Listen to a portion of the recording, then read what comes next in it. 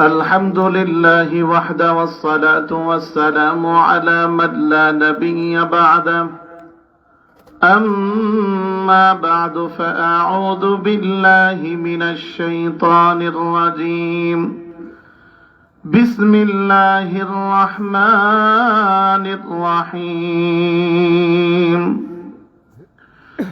إنا أعطيناك الكوثر فصل لربك وانحر إن شانئك هو الأبتر صدق الله العظيم وصدق رسوله النبي الكريم ونحن على ذلك لمن الشاهدين والشاكرين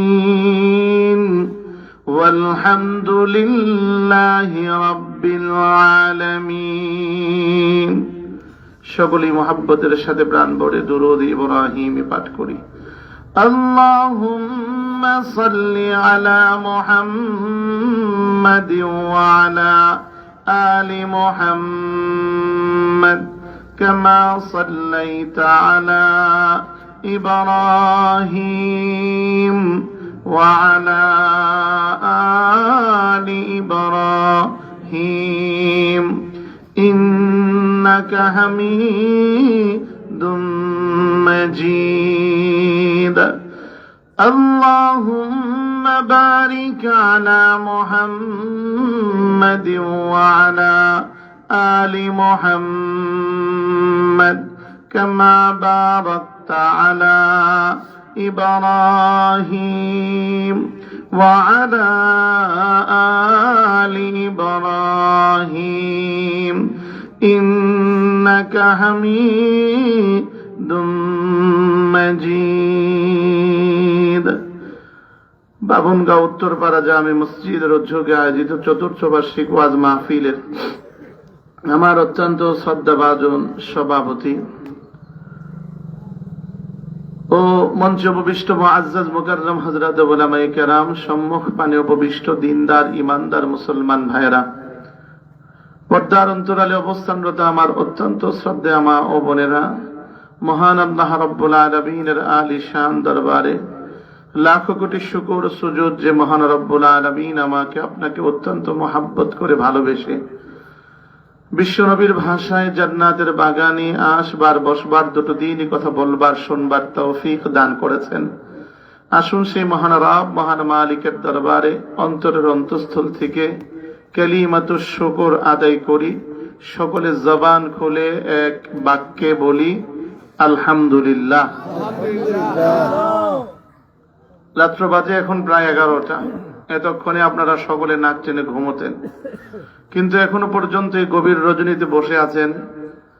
দুনিয়ার কোনো কিছু পাওয়ার আশায়ও নয়, দুনিয়ার কোনো কিছু জন্য নয়, একটাই মাত্র আকর্ষণ, সেটা হলো কোরআন। কোরআনের আকর্ষণে আপনারা বসে আছেন, কিছু সওয়াব পাবার আশায় বসে আছেন, কিছু গুনাহ মাফের আশায় বসে আছেন। আল্লাহ আমাদের জিন্দেগীর সমস্ত গুনাহকে মাফ করুন এবং আল্লাহ আমাদের জীবনের সওয়াব আমাদের আমল নামায় দান করুন। চিৎকার মেরে জোরে বলি আমিন। মাহফিলে বসতে পেরে আপনারা খুশি তো? সত্যি খুশি? যদি খুশি হয়ে থাকেন, আপনাদের মাঝে নগদে দৃশ্যমান দুইটা জিনিস দেখতে চাই। প্রথম নাম্বার, দেখবেন যখন কোনো মানুষ খুশি হয়, বাবা যখন বিদেশ থেকে আসে, তখন তার উচ্ছ্বাস বা আনন্দটা এত পরিমাণ হয় যে আশেপাশে কোনো দিকে তাকায় না, বাবাকে জোর করে ডাক দেয় আব্বা বলে। আশেপাশে লজ্জাও করে না যে কে তাকালো, কে দেখলো। অতএব প্রকৃতপক্ষে যারা খুশি হয়েছেন, আমি তাদের কাছে প্রথম নাম্বার আপনাদের কাছে আমার তাকাজা বা আমার আপনাদের কাছে আবেদন, এত উচ্চ সুরে আমার আল্লাহর নামের শুকরিয়া আদায় করবেন, লজ্জা পাবেন না। আকাশ বাতাসকে প্রকম্পিত করে জবানটাকে খুলে সিংহের মতো গর্জন করে সকলে বলি আবারও আলহামদুলিল্লাহ। দ্বিতীয় নাম্বার, আপনাদের কাছে আরেকটা জিনিস দেখতে চাই নগদে। যারা প্রকৃতপক্ষে খুশি হয়েছেন এবং তারা যারা থাকবেন শেষ পর্যন্ত, তাদের কাছে অনুরোধ জানাই ফাঁকা জায়গা রাখলে শয়তান বসে, মাঝখানে বসে শয়তান আপনাকে উঠিয়ে নিবে। যার কারণে যারা দাঁড়িয়ে আছেন, আমার নওজোয়ান, আমার কলিজার টুকরা ভাই, একটু কষ্ট করে বসে যান। আর যারা দাঁড়িয়ে পিছনে আছেন, পিছনে যারা এখনো বসে আছেন, সকলেই সামনের দিকে এসে যান একটু মেহেরবানি করে। আল্লাহ আপনাদের কবুল করুন। জোরে বলি না আমিন? একটু জোরে বলি মাশাআল্লাহ। আরো চিৎকার মেরে বলি মারহাবা। আল্লাহ কবুল করো। জোরে বলেন আমিন। এই ভাই আসেন, এই লাল লাল লাল চাদরওয়ালা ভাই সামনে আসো। মাশাআল্লাহ। এই ভাইয়েরা আসেন, একটু সামনে আসেন, কষ্ট করেন। আল্লাহর দ্বীনের জন্যই তো কষ্ট করবেন। একটা রাতেই তো, আজকে যখন মনে করেন আপনার বয়ান শেষ হয়ে যাবে, মনে করেন 12টায়, তারপরে আর এখানে আপনাকে কেউ বসে রাখার জন্য বলবে না, আপনিও বসে থাকবেন না। এজন্য কষ্ট করব শুধুমাত্র আল্লাহর জন্য। আল্লাহ আমাদের বিনিময় দিবেন। আমি লম্বা চূড়া কোনো আলোচনা আপনাদের সামনে রাখবো না। আমি অল্প আলোচনা করব বিদায়। আপনাদের সামনে মহাগ্রন্থ আল কোরআনের 114 খানা সূরার মাঝে সবচেয়ে ছোট্ট একটা সূরা আপনাদের সামনে তেলাওয়াত করেছি। এই সূরাকে সামনে রেখে কিছু কথা আপনাদের মাঝে বলবো, সেই লক্ষ্যে আপনাদের সামনে এই সূরাটুকুন পাঠ করেছি। আমার আল্লাহ পাক রব্বুল আলামিন এই সূরাকে কেন নাজিল করলেন এবং তার অর্থটা কি, আগে তা আমরা জেনে নেই। আমার বন্ধুরা, আমার ভাইয়েরা, আমার আল্লাহ এই সূরার মাঝে তার নবীর শান এবং মানকে তুলে ধরেছেন। তার বিরুদ্ধবাদীদের এমনি করে নবীর বিরুদ্ধবাদীদের জবাব দিয়েছেন এবং আমার আল্লাহ তার হাবিবিকে কিছু বিষয়ের নির্দেশ করেছেন। আমার বন্ধুরা, আমার ভাইয়েরা, আসুন তর্জমাটা একটু শুনি। আমার আল্লাহ বলেন, ইন্না আতাইনাকাল কাউসার, হাবিব আমি আল্লাহ আপনাকে কাউসার দিলাম। ফাসাল্লি লিরাব্বিকা ওয়ানহার, আহারে আপনি অতএব কাজ করুন একটা, সেটা হলো আপনি নামাজ পড়ুন এবং কোরবানি করুন। ইন্না শানিআকা হুয়াল আবতার, যারা আপনাকে বলে লেজ কাটা, আপনাকে বলে নির্বংশ, আপনাকে বলে আবতার, তারাই লেজ কাটা, তারাই নির্বংশ, তারাই আবতার। চিৎকার মেরে জোরে কোন সুবহানাল্লাহ। আমি আজকে সারাদিনই আমি এই যে গতকাল রাত্রে আসছি, আজকে সারাদিন ওয়াজ শুনছি। সবাই মনে করেন ওয়াজ করছে, মাশাআল্লাহ। কেউ আপনারা মনে করেন সবার ওয়াজই আমি শুনছি, কারোটাই আমার বাকি নাই। শুনতে শুনতে মুখস্থ, প্রত্যেকেই ওয়াজ করছে। আপনারা চুপ ছিলেন, মানে আপনারা নীরবতা পালন করছেন, যেহেতু খালেদা জিয়ার মৃত্যুবার্ষিকীর দিবস, তো এজন্য সবাই নীরবতা পালন করছেন। কিন্তু নীরবতা নয়, বরঞ্চ ওনার রূহের মাগফিরাত হবে যদি জোরেও বলতে পারেন সুবহানাল্লাহ। অতএব আমার সময় আওয়াজ আসতে দিলে চলবে না। এতক্ষণ আমার সব ভাইয়েরা বলেছেন হযরত আবু বকরের মতো করে। আজ আমি যদি কিছু কথা হযরত ওমরের মতো করে বলি, অর্থাৎ উভয়টাই কোরআনের কথা, উভয়টাই হাদিসের কথা। কেউ একটু উঁচু আওয়াজে বলতো, কেউ একটু আস্তে করে বলতো। আবু বকর আস্তে করে বলতেন, ওমর জোরে বলতো। অতএব আমি যদি জোরে বলি সমস্যা হবে নাকি? বুঝছি, আস্তে বলার দ্বারা উদ্দেশ্য হইল ওজন না। আমি যদি ওমরের মতো করে জোরে বলি কোনো অসুবিধা হবে? আরো চিৎকার মেরে বলেন হবে? অতএব আমি যদি উঁচু করি, আমাদের সাপোর্ট দেওয়ার মতো আপনারা আছেন তো এলাকায়? কারা কারা হাত ধরেন ইনশাআল্লাহ? একটা নারা দেন, নারা দেন, আল্লাহু আকবার বলেন। আর চিৎকার মেরে বলেন আল্লাহু আকবার। আল্লাহ তুমি কবুল করো, মঞ্জুর করো। জোরে বলেন আমিন। আমার সবচেয়ে বড় ভালো লাগে, আমার ওয়াজে যুবকরাই ভয়। আমার ওয়াজে বাবার, বৃদ্ধ বাবার সংখ্যা কম থাকে, কারণ যুবকরা আমাকে মহাব্বত করে, যুবকরা আমারে ভালোবাসে। যুবকরা এজন্যই এই এলাকায় যত জায়গায় আসি, বিশেষ করে আজকে 4 দিন, 4th নম্বর দিন সুনামগঞ্জে আমারে তা জানা 27 তারিখে ঢুকছি, 27 তারিখে 3টা, 28 তারিখে 2টা, এমনি করে 29 তারিখেও 2টা, আজকে সিরেফ একটা যদিও মনে করেন আপনার বাতিল গেছে জোহরের পরে। যাই হোক, সেই কথাটা আপনাদের বলতে চাই না। তো যখনই যেই জায়গায় আসি, যুবকরাই বসে, যুবকরাই বেশি শোনে। কাজে আমার এই এলাকার যুবকরা আছো তো ইনশাআল্লাহ? রেডি তো ইনশাআল্লাহ? আমার বন্ধুরা, আমার ভাইয়েরা, আমার আল্লাহ পাক রব্বুল আলামিন এই সূরা কেন নাযিল করলেন তার একটা কারণ আছে। আমার আল্লাহ একাধিক কারণ আছে, তবে উল্লেখযোগ্য কারণটা আমি আপনাদের সামনে আলোচনা রাখতে চাই। আমার বন্ধুরা, আপনারা অবগত আছেন, আমার নবীজিকে আমার আল্লাহ পুত্র সন্তানও দিয়েছিলেন, কন্যা সন্তানও দিয়েছিলেন। কন্যা সন্তানগুলোর হায়াতকে আমার আল্লাহ লম্বা দিয়েছিলেন, কিন্তু পুত্র সন্তানগুলোকে আমার আল্লাহ অল্প বয়সে উঠিয়ে নিয়ে গিয়েছিলেন। যখন নবীর সন্তানগুলোকে অল্প বয়সে উঠিয়ে নিয়ে যান, ঠিক ওই মুহূর্তের মাঝে মক্কার জমিনে, মক্কার এমনি করে বেঈমানগুলো আমার নবীর বিরুদ্ধে বিভিন্ন প্রপাগান্ডা ছড়ায়। বিশেষ করে আস ইবনে ওয়াইল নামক একজন বেঈমান আমার নবীর বিরুদ্ধে মক্কার অলিতে গলিতে ঘুরে আর এই কথা বলে বেড়ায়। শোনো, মোহাম্মদ নিয়ে তোমাদের এত চিন্তা, মোহাম্মদ নিয়ে তোমাদের এত চিন্তা করার দরকার নাই। মোহাম্মদ চলে গেলে মোহাম্মদের বংশের প্রদীপ জ্বালবারও কেউ থাকবে না। এতটুকুই না, সে মক্কার অলিতে গলিতে ঘুরে আর বলে, আর মোহাম্মদের ইসলাম নিয়ে তোমাদের চিন্তা করার দরকার নাই, কারণ মোহাম্মদ শেষ, তো মোহাম্মদের ইসলামও শেষ। ও বাবনগাঁয়ের মুসলমান, ও আমার সাতকের সুনামগঞ্জের মুসলমান, ইমান দীপ্ত কণ্ঠে আওয়াজ দিয়ে বলবেন, আমার নবী এই জমিনে নাই, আমার নবীর ইসলাম আছে না নাই? আরো জোরে বলেন, আছে না নাই? ও মুসলমান, আমি যেই কথাটা আপনাদেরকে বলতে চাই, এই ইসলাম হেফাজতের দায়িত্ব নিয়েছেন তিনি কে? আল্লাহ। আরে হাতটা উঠায় চিৎকার মায়েরা জবানটা কইরা আরো জোরে বলেন, কে? আমার আল্লাহ এভাবে করে বলেন, ইউরিদুনা আইয়ুতফিউ নূরাল্লাহি বিআফওয়াহিহিম ওয়া আবাল্লাহু ইল্লা আইয়ুতিম্মা নূরাহু ওয়ালাউ কারিহাল কাফিরুন। তারা চায় মুখের ফুৎকার দিয়ে ইসলামের প্রদীপকে নিভিয়ে দিতে, না কশিন কালেও পারবে না, কারণ ইসলামের হেফাজতের দায়িত্ব নিয়েছি আমি আল্লাহ। আমরাও তামাম পৃথিবীর ইহুদি আর খ্রিস্টান এমনি করে হিন্দুদেরকে জানান দিতে চাই, তোমরা ভেবে বসে আছো ফিলিস্তিনের মাটিতে মুসলমানদেরকে নিধন করে ইসলামকে মিটিয়ে দিবে, চেচনিয়ার মাটিতে মুসলমানদেরকে নিধন করে ইসলামকে মিটিয়ে দিবে, বসনিয়ার মাটিতে মুসলমানদেরকে নিধন করে ইসলামকে মিটিয়ে দিবে, আরাকানের মাটিতে মুসলমানদেরকে নিধন করে ইসলামকে মিটিয়ে দিবে, আরাকানের মাটিতে মুসলমানদেরকে নিধন করে ইসলামকে মিটিয়ে দিবে, কাশ্মীরের মাটিতে মুসলমানদেরকে নিধন করে ইসলামকে মিলিয়ে দিবে, বাংলার জমিনে আবরার ফাহাদের মতো সন্তানদেরকে হত্যা করে বাংলার জমিন থেকে ইসলামকে মিটিয়ে দিবে। শুধু এতটুকু নয়, ওসমান হাদির মতো সন্তানদেরকে হত্যা করে জমিন থেকে ইসলামকে মিটিয়ে দিবে। খোদার কসম কেটে একটা কথাই বলতে পারি, ইসলামকে মিটানো সম্ভব না। ইসলামকে যারা মিটাতে যাবে তারাই মিটে যাবে। ইসলাম আছে, ইসলাম থাকবে, ঠিক কিনা তোরা বলে মুসলমান? আল্লাহু আকবার। দিন ইসলাম, দিন ইসলাম জিন্দাবাদ, জিন্দাবাদ। শাহজালালের তলোয়ার গর্জে উঠুক আরেকবার। ইসলামের চতুরা হুঁশিয়ার সাবধান, আলিম উলামার চতুরা হুঁশিয়ার সাবধান। নারায়ে তাকবীর, আল্লাহু আকবার। মাশাআল্লাহ, আমার ভাইটারে ওমরের মতো আল্লাহ কবুল করুন। আমিন। নাম নাকি মুজাহিদুল ইসলাম। আল্লাহ দিনের অতন্ত্র মুজাহিদ হিসাবে কবুল করো। জোরে বলি আমিন। আমিন। বাওয়ে না আচ্ছা উঠান আপনারা আবার সবাই। মুরব্বি, দুই হাত বুঝছেন আর নতুন, এবার একটা জাকি দেন, গলাটারে একটা কাশি দেন, আরো জোরে কাশি দেন।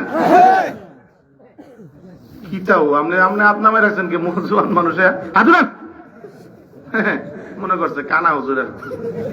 এবার বলেন, নারে তাকবীর, আল্লাহু আকবার। আল কোরআনের আলো, ঘরে ঘরে জালো, শাহজালালের তলোয়ার, গর্জে উঠুক আরেকবার। বদরের হাতিয়ার, গর্জে উঠুক আরেকবার। বীর খালিদের তলোয়ার, গর্জে উঠুক আরেকবার। নারে তাকবীর। ও মুসলমান, আমি যেই কথাটা বলতে চাই, আমাদের তাকবীর গুলো আস্তে হওয়ার নয়, আমাদের আল্লাহর নামের তাকবীর হতে হবে উচ্চ কণ্ঠে, কারণ এই আওয়াজে তাকবীর দিলে চলবে না। ভারত তো এখন বুঝে বুঝে আছে, এক উসমান হাদিকে দুনিয়ার জমিন থেকে বিদায় করে তারা ভেবে বসে আছে এই জমিনকে আজ বর্তমানে আজাদ করে নিয়েছে, আবার গোলামের জিনজিরে আবদ্ধ করবে। খোদার কসম, আওয়াজটুকুন দিয়ে তাদেরকে বোঝাতে হবে এই জমিনে এক হাদির বিদায় হয়েছে, বাংলার প্রতিটা জমিনে অন্তত পক্ষে লক্ষ হাদির জন্ম হয়েছে। জোরে কোন ঠিক কিনা মুসলমান? আমার নওজোয়ান, আমার বন্ধুরা, আমার ভাইরা, আজ দুনিয়ার জমিনে অনেক কিছুই তো তুমি স্বপ্ন দেখো। তুমি স্বপ্ন দেখো এই জমিনের বুকে তুমি হবে সালমান খানের মতো, তুমি স্বপ্ন দেখো এই জমিনে হবে তুমি নেইমারের মতো, তুমি স্বপ্ন দেখো এই জমিনে হবে তুমি মেসির মতো, তুমি স্বপ্ন দেখো এই জমিনে তুমি এমনি করে অন্য নায়কের মতো হবে। কিন্তু খোদার কসম, তোমাকে স্বপ্ন দেখতে হবে এই বাংলার জমিনকে নিরাপদ রাখতে হলে, বাংলার জমিনকে ভারতের আধিপত্য থেকে মুক্ত রাখতে হলে আমার হাদির মতো হওয়ার স্বপ্ন তোমাকে দেখতে হবে। ঠিক কিনা? এই বাংলার জমিনে হাদি এমন একজন পুরুষ, যে পুরুষে এমনি করে বাংলার জমিনের আজাদ করবার সে পরিকল্পনা তার মাথার ভিতরে ছিল।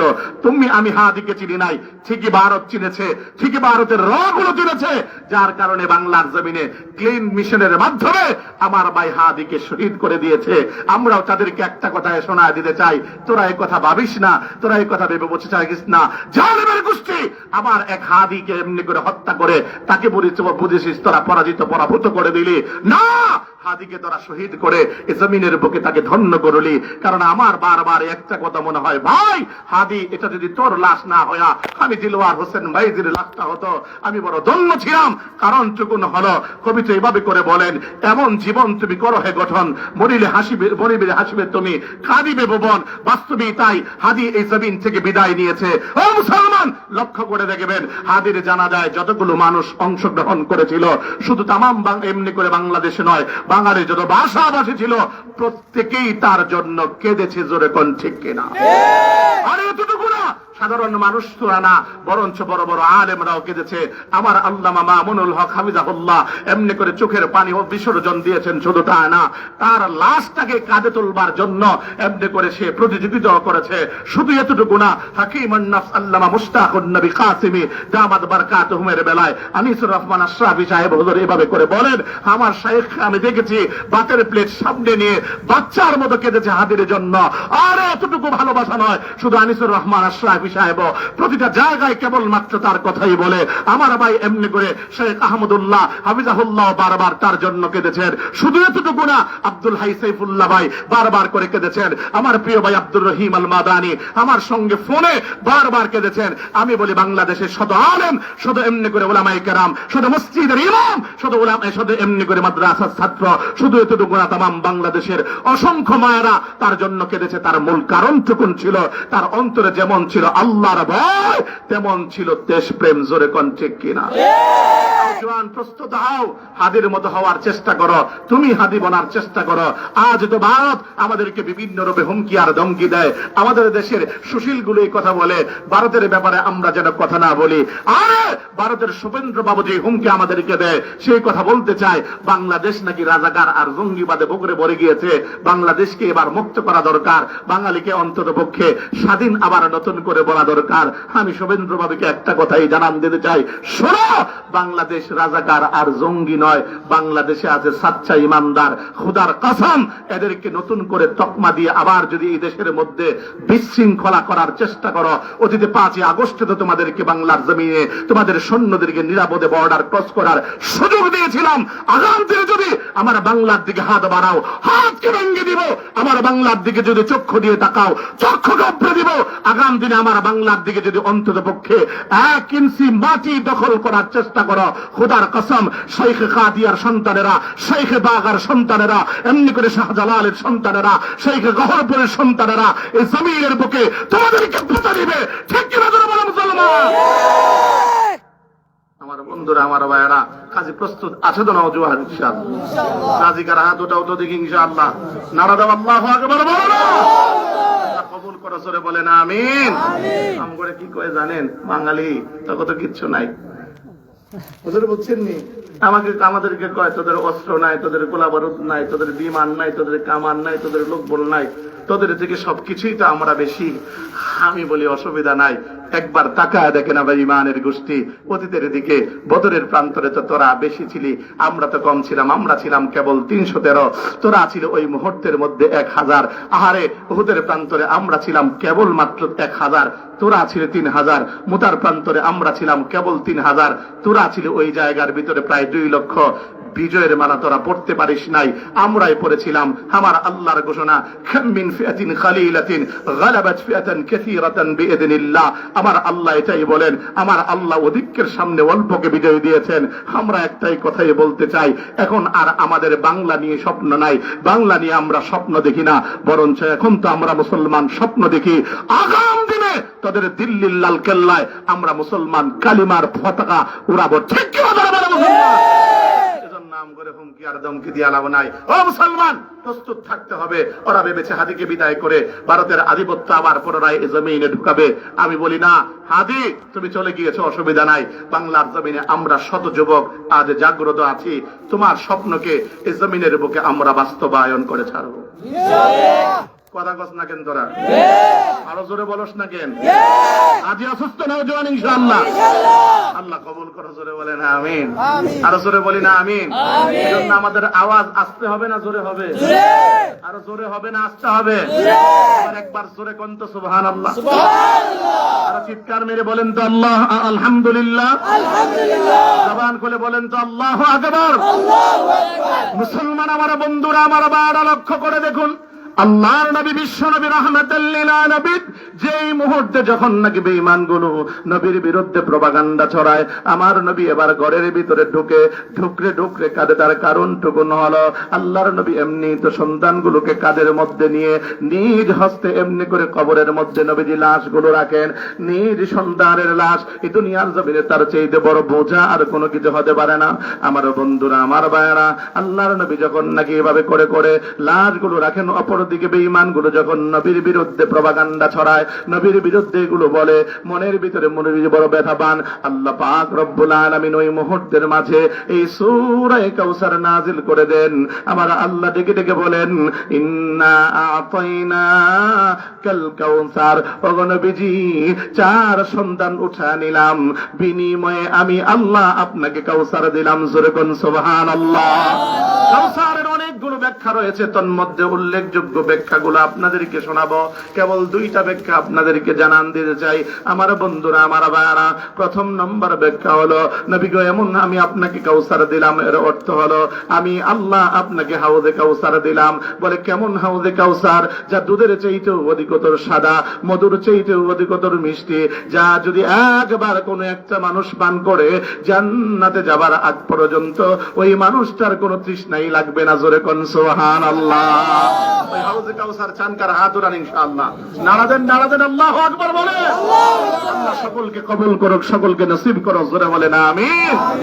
মুসলমান আমার বন্ধুরা আমার বাবা, আল্লাহ পাক রব্বুল আলামিন দেখে দেখে বলেন, হাবিবে গো আপনাকে কাউসার দিলাম, এর অর্থ হলো আপনাকে আমি আল্লাহ অধিকতর উম্মত দিলাম। নবী গো এই দুনিয়ার জমিনে আপনার সন্তান না হয় বাঁচলে বাঁচত 100 বছর 200 বছর, এই 200 বছরের ভিতরে কোন বেঈমান কোন নাস্তিক কোন মুরতাদ যদি আপনার বিরুদ্ধে কথা বলে, আপনার সন্তানগুলো না হয় প্রতিবাদের মুখর হতো, আপনার সন্তানগুলো না হয় প্রতিবাদ করত। ওগো নবীজি দুনিয়ার জমিন থেকে আপনার সন্তানগুলো চলে গেলে কে গো প্রতিবাদ করত? আমি আল্লাহ এই 4 সন্তান ফিরা দিতে পারবো না, কিন্তু আমি আল্লাহ বিনিময়ে আমি আল্লাহ আপনাকে অধিকতর উম্মত দান করলাম। চিৎকার মেরে আরো জোরে কন্যা সুবহানাল্লাহ। ও মুসলমান আমার বন্ধুরা আমার বাপ, আল্লাহ জানান দেন হাবিব এমন উম্মত দিলাম অতীতের উম্মতের মতো না, যে নবীদের সামনে এমনি করে নবীদেরকে যদি উম্মতের সামনে আঘাত করা হতো, গালি দেওয়া হতো, এমন কি তার চরিত্রের ব্যাপারে কথা বলা হতো, অতীতের নবীর উম্মতেরা জবানকে বন্ধ রাখতো। কিন্তু আমি আল্লাহ এমন উম্মত আপনাকে দান করলাম, যে উম্মতের সামনে কোন নাস্তিক মুরতাদ ইহুদি খ্রিস্টানের দালাল যদি আপনার চরিত্রের ব্যাপারে কথা বলে, অন্তত পক্ষে আপনার ওই উম্মতটা জবান বন্ধ রাখবে না, বরঞ্চ মাথার পাগড়িটাকে কোমরের মধ্যে বেঁধে সন্তানের মায়া পরিহার করে, পিতার মায়া পরিহার করে, এমনি করে এই দুনিয়ার জমিনে বিবির মায়া পরিহার করে ওই বেঈমানটাকে শায়েস্তা করে ছাড়বে। জোরে কোন ঠিক কিনা? মুসলমান আজকে এটাই হচ্ছে এই জমিনের বুকে অন্তত পক্ষে নওজোয়ান সবকিছু মানতে পারে। ও মুসলমান, এই জমিনের বুকে উম্মত সবকিছু বিসর্জন দিতে পারে, কিন্তু আল্লাহর বিরুদ্ধে নবীর বিরুদ্ধে কেউ কথা বললে ওই নওজোয়ান গুলো অন্তত পক্ষে জবান বন্ধ রাখে না। একটু জোরে কোন ঠিক কিনা?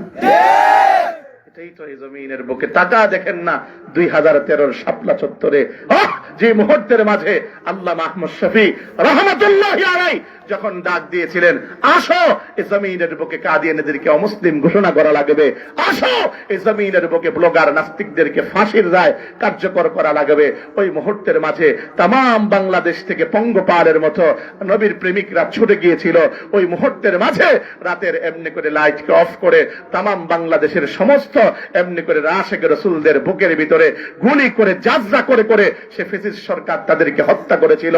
আমি একটা কথাই বলতে চাই, ও মুসলমান, আবার হত্যা করবার পরে কথা বলে এমনি করে শাপলা চত্বরে মানুষগুলো নাকি এমনি করে তাদের গায়ের ভিতরে লাল রং মেখে সাইতে ছিল।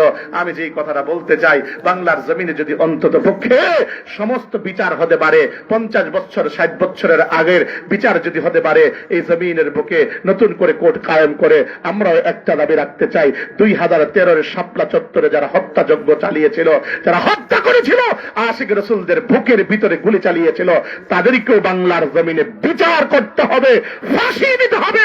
রাজি কারা? হাতটা উঠাবার আল্লাহকে দেখায়। মগার মধ্যে তকবির একটা দেন না।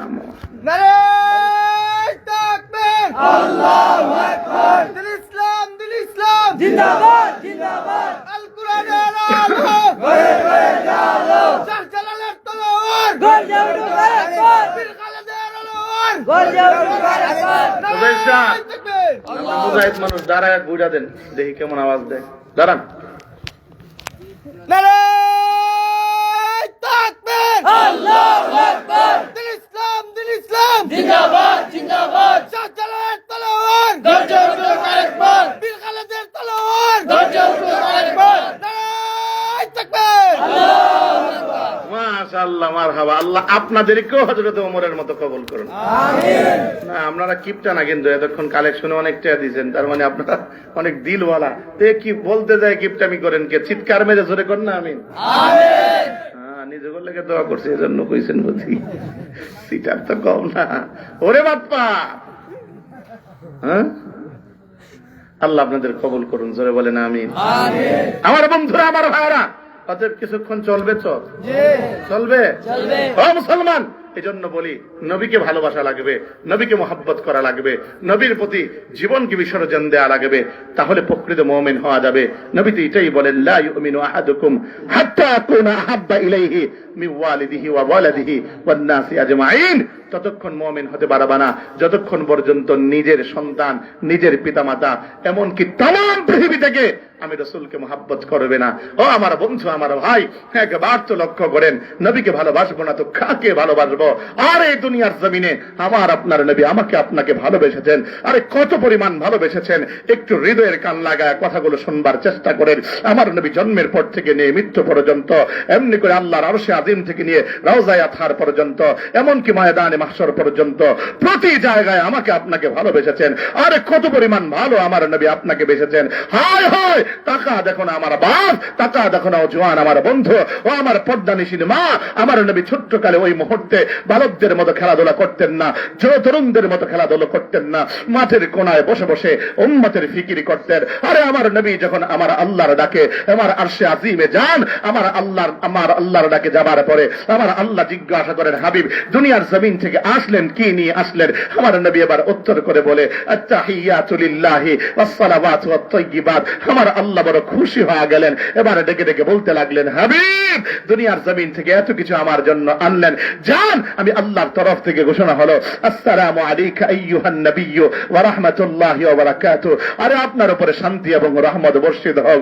আমার নবী এবার তিনি ডেকে ডেকে বলতে লাগলেন, আল্লাহ দুনিয়ার জমিনে না আমি এতিম উম্মত রাইখা আসছি, আর আল্লাহ আমাকে কেবল দিলেন, আমার শান্তি এবং রহমত আমার উম্মতকে দিবেন না। আর দোস্ত জানেন না, এই দুনিয়ার এমনি করে এমপি আর মন্ত্রী যখন প্রধানমন্ত্রীর কাছে যায়, ওই মুহূর্তে তখন জনগণের খবর রাখে না, তারা নিজের জরুরতের প্রয়োজনের কথাই বলে। কিন্তু আপনার আমার নবী উম্মতের জন্য কত আশেক, উম্মতের জন্য কত পাগল। আমার নবী আবার আল্লাহর কাছে ডেকে বলেন, আল্লাহ আমার উম্মতকে দিবেন না। আমার আল্লাহ এবার ডেকে ডেকে বলতে লাগলেন, হাবিব গো দুনিয়ার জমিন থেকে আসলেন, 7 আসমান পাড়ি দিয়ে আপনি আপনার বন্ধুর সঙ্গে সাক্ষাতে আসলেন, আজ আপনি এসে আপনার উম্মতকেও বললেন না, যান আমি আল্লাহর তরফ থেকে ঘোষণা হলো, আসসালামু আলাইনা ওয়া আলা ইবাদিল্লাহিস সালিহিন। আর আপনার উপরও শান্তি এবং রহমত বর্ষিত হোক, এবং আপনার ওই উম্মতের উপরও শান্তি এবং রহমত বর্ষিত হোক। চিৎকার মেরে জোরে কন্যা সুবহানাল্লাহ। আরে আমার বন্ধু, আমার ভাই, আমি কেমন করে আপনাদেরকে বলে যাব আমার নবীর মহব্বতের কথা? হৃদয়টাকে একটু নরম করো আমার ভাই। এটা দোস্ত বড়, তোমার কোন এমনি করে নেতা এই দুনিয়ার জমিনে তোমার জন্য কতদিন কেঁদেছে, তোমার জন্য কতদিন জেল খেটেছে, তোমার জন্য কতদিন পাথরের আঘাত সহ্য করেছে, আর তোমার জন্য কতদিন রক্ত জড়িয়েছে। কিন্তু তোমার আমার নবীর হালত তো শোনো, তোমার আমার নবী তোমার আমার জন্য পাথরের আঘাত সহ্য করেছে। আরে তাকাও দেখো না তায়েফের প্রান্তরে আল্লাহর নবী যখন বড় আশা নিয়ে গেলেন, বেঈমানগুলো এবার ছোট্ট বালকদেরকে লেলিয়ে দিল, নবী নাকি পাগল। আমার নবীকে পাগল বলে বলে যখন নাকি আঘাত করে, আমার নবী এবার কট্টিল শরীর থেকে ফিঞ্চি বেয়ে বেয়ে রক্ত পড়ে। আমার নবীর এই শরীর এতটাই পরিমাণ এমনি করে রক্ত পড়েছিল, যার কারণে শরীরটা নিঃশক্তি হয়ে যায়, জমিনের মধ্যে অজ্ঞান হয়ে পড়ে যায়। আমার নবীকে উঠিয়ে উঠিয়ে বারবার আমার নবীকে আবার পাথর মারে। এটা দোস্ত জানো না, একবার দুইবার না তিনবার নবীকে উঠিয়ে উঠিয়ে বেঈমানগুলো পাথর মারলো। আমার বন্ধুরা, আমার ভাইয়ারা, শুধু এতটুকু না, আমার নবীর গা থেকে এত পরিমাণ রক্ত ঝরেছিল। আল্লাহর নবী এবার ডেকে ডেকে বলতে লাগলেন, যায়েদ রে, আমার পায়ের জুতাখানা খুলে দে। যায়েদ এবার ডাক দিয়ে বলে, বাবা পারছি তো না, রক্তে চাকা বেঁধেছে। এটা দোস্ত বলো, ওই নবীর সামনে এবার বেঈমানগুলো এমনি করে নবীকে যখন আঘাত করে, আহারে ওই মুহূর্তের মধ্যে আল্লাহর নবী এবার দেখতে পান একটা বালক নবীর পিছনে, ওই মুহূর্তের মধ্যে বালকের গায়েও এবার আঘাত লাগে।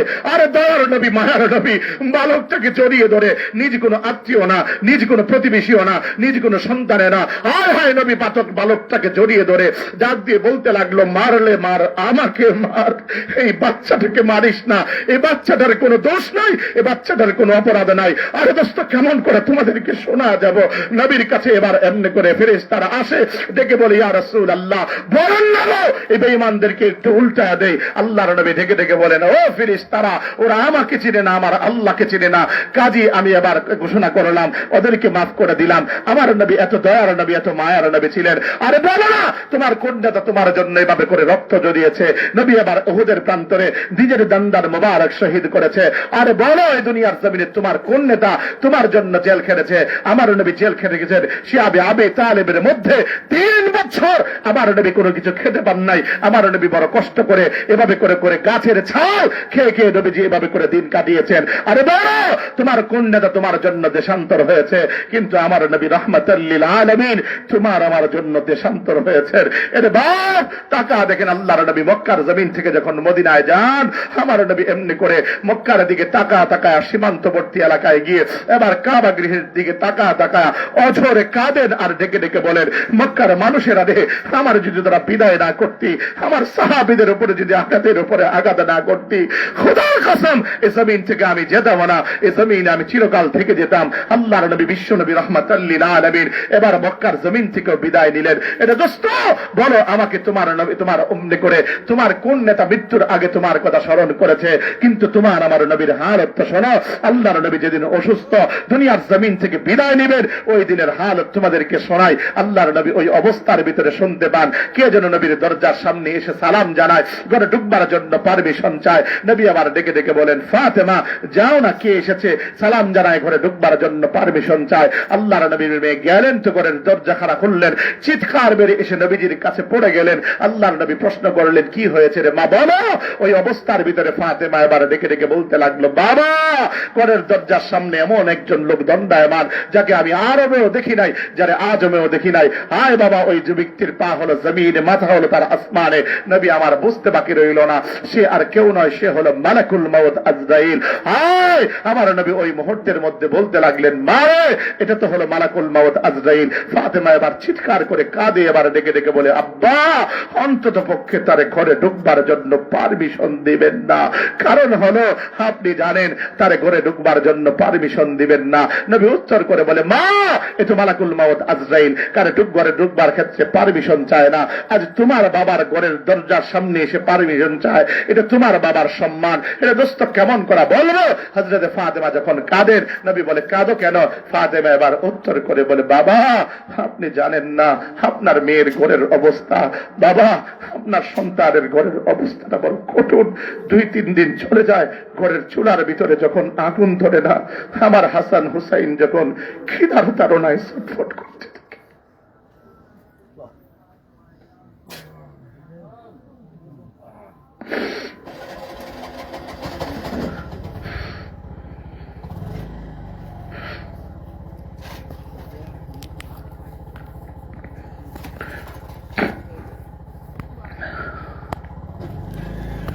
হাসান হুসাইন যখন খিদার তাড়নায় ছটফট করে, ওই মুহূর্তে বাবা আমার হাসান হুসাইনকে আমি আপনার কাছে পাঠা দেই।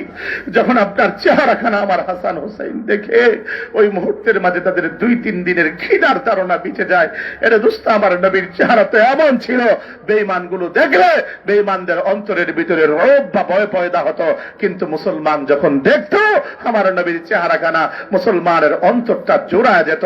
হায় হায় আমার নবী এবার ফাতেমাকে ডেকে ডেকে বলেন, ফাতেমা একটু কাছে আয় রে মা, আমার বড় কষ্ট হচ্ছে। ফাতেমা কাছে আসলেন। এবার নবীজি ডেকে ডেকে বললেন, কি যেন বললেন, বিড়বিড় করে। ফাতেমা এবার হাসতে লাগলেন। আল্লাহর নবী এই অবস্থার ভিতরে ওফাতের পরে হযরত আয়েশা সিদ্দিকা ডেকে ডেকে বলতে লাগলেন, এ মা বল না তোর বাবা কি বলেছিল। ওই মুহূর্তের মধ্যে হযরত ফাতেমা ডেকে ডেকে বলতে লাগলো, মা রে তুমি জানো না আমার বাবা আমাকে ডেকে ডেকে বলেছে, মা এই দুনিয়ার জমিন থেকে আমি বিদায় নিয়ে চলে গেলে বেশি দিন তোর আর বেশি দিন কষ্ট করতে হবে না, বরঞ্চ এই পরিবার থেকে মৃত্যুর মাধ্যমে সর্বপ্রথম যে আমার সঙ্গে মোলাকাত করবে সেই হলি তুই ফাতেমা। হায় আমার নবীর বিদায়ের পরে ফাতেমা ওই দুনিয়ার জমিন থেকে 6 মাসের মাথায় চলে গেলেন। ও মুসলমান আমার বন্ধুরা, আমার ভাইয়ারা, নবী আবার হযরতে জিবরাইল আজরাইলকে ঘরের ভিতরে ঢুকবার পারমিশন দিলেন। জিজ্ঞাসা করলেন আসলেন কেন। এবার আজরাইল বলতে লাগলেন, আমার আল্লাহ বলেছেন যদি যেতে চান গো, আমার আল্লাহ বলেছেন নিয়ে যাবার জন্য, আর যদি থাকতে চান আমার আল্লাহ বলেছেন রেখে যাবার জন্য। এবার হযরতে নবীজি বলতে লাগলেন, আজরাইল অপেক্ষা করো, হাত্তা ইয়াতিয়ানি জিবরাইল, জিবরাইল আসার আগ পর্যন্ত। জিবরাইল আসলেন। ওই মুহূর্তে নবী জিজ্ঞাসা করলেন, কি বলেছেন আমার আল্লাহ একটু বলো না। ওই মুহূর্তের মাঝে হযরত জিবরাইল একখানা আয়াত পড়লেন, ইন্নাকা মাইয়িতুন ওয়া ইন্নাহুম ইউমাইয়িতুন। নবী গো আপনিও মরণশীল, আপনার দুশমনরাও মরণশীল। নবী আমার বুঝে ফেললেন আমার আল্লাহ বুঝিয়া আমাকে চান, আমাকে পেতে চান, যার কারণে নবী এবার ক্রন্দন শুরু করে দিলেন। হযরত জিবরাইল আমিন এবার ডেকে ডেকে বললেন, হাবিব, ও আল্লাহর হাবিব আপনি কাঁদেন কেন? আপনি দুনিয়ার জমিন থেকে চলে যাবেন এই জন্য বুঝি কাঁদেন? কাঁদেন না, এই দুনিয়ার জমিনে আপনি বড় কষ্ট করেছেন, বেঈমানদের পাথরের আঘাত সহ্য করেছেন, আপনার দান্দার মোবারককে শহীদ করেছেন, দিনকে দিন পেটের ভিতরে ক্ষুধার তাড়নায় পেটে পাথর বেঁধেছেন, মক্কার জমিন থেকে নিজ দেশ থেকে এমনি করে পলায়ন করে মদিনার মধ্যে গিয়েছেন, অনেক কষ্টে জমিনে স্বীকার করেছেন। আপনি দুনিয়ার জমিন থেকে বিদায় নিলে আমার আল্লাহ আপনার জন্য জান্নাতে উত্তম বালাখানার ব্যবস্থা করে রেখে দিয়েছে। আমার বাপ নবী আবার কাঁদেন। যখন কাঁদেন জিজ্ঞাসা করেন কেন কাঁদেন, কি জন্য কাঁদেন? আপনি বুঝি আপনার কন্যার জন্য কাঁদেন, যার ব্যাপারে ঘোষণা দিয়েছেন ফাতেমা তো বিজাতুম মিন্নি, ফাতেমা আমার কলিজার টুকরা। নবী কে এবার সান্ত্বনা দিয়ে বলে, শোনেন কাঁদেন না, ফাতেমার ব্যাপারে আমার আল্লাহ জানিয়েছেন সাইয়্যিদাতু নিসাই আহলিল জান্নাহ, ফাতেমা হবে সমস্ত জান্নাতের রমণীদের সর্দারনি। আমার নবী তারপরেও কাঁদেন। কেন কাঁদেন, কি জন্য কাঁদেন? হযরতে এবার বুঝি আপনি আপনার নাতিদের জন্য কাঁদেন। কাঁদেন না, আল্লাহ জানিয়েছেন বল হাসান ওয়াল হুসাইন সাইয়্যিদা শাবাবি আহলিল জান্নাহ, আপনার হাসান হুসাইন হবে সমস্ত জান্নাতের যুবকদের সর্দার। নবী তারপরেও কাঁদেন। কেন কাঁদেন?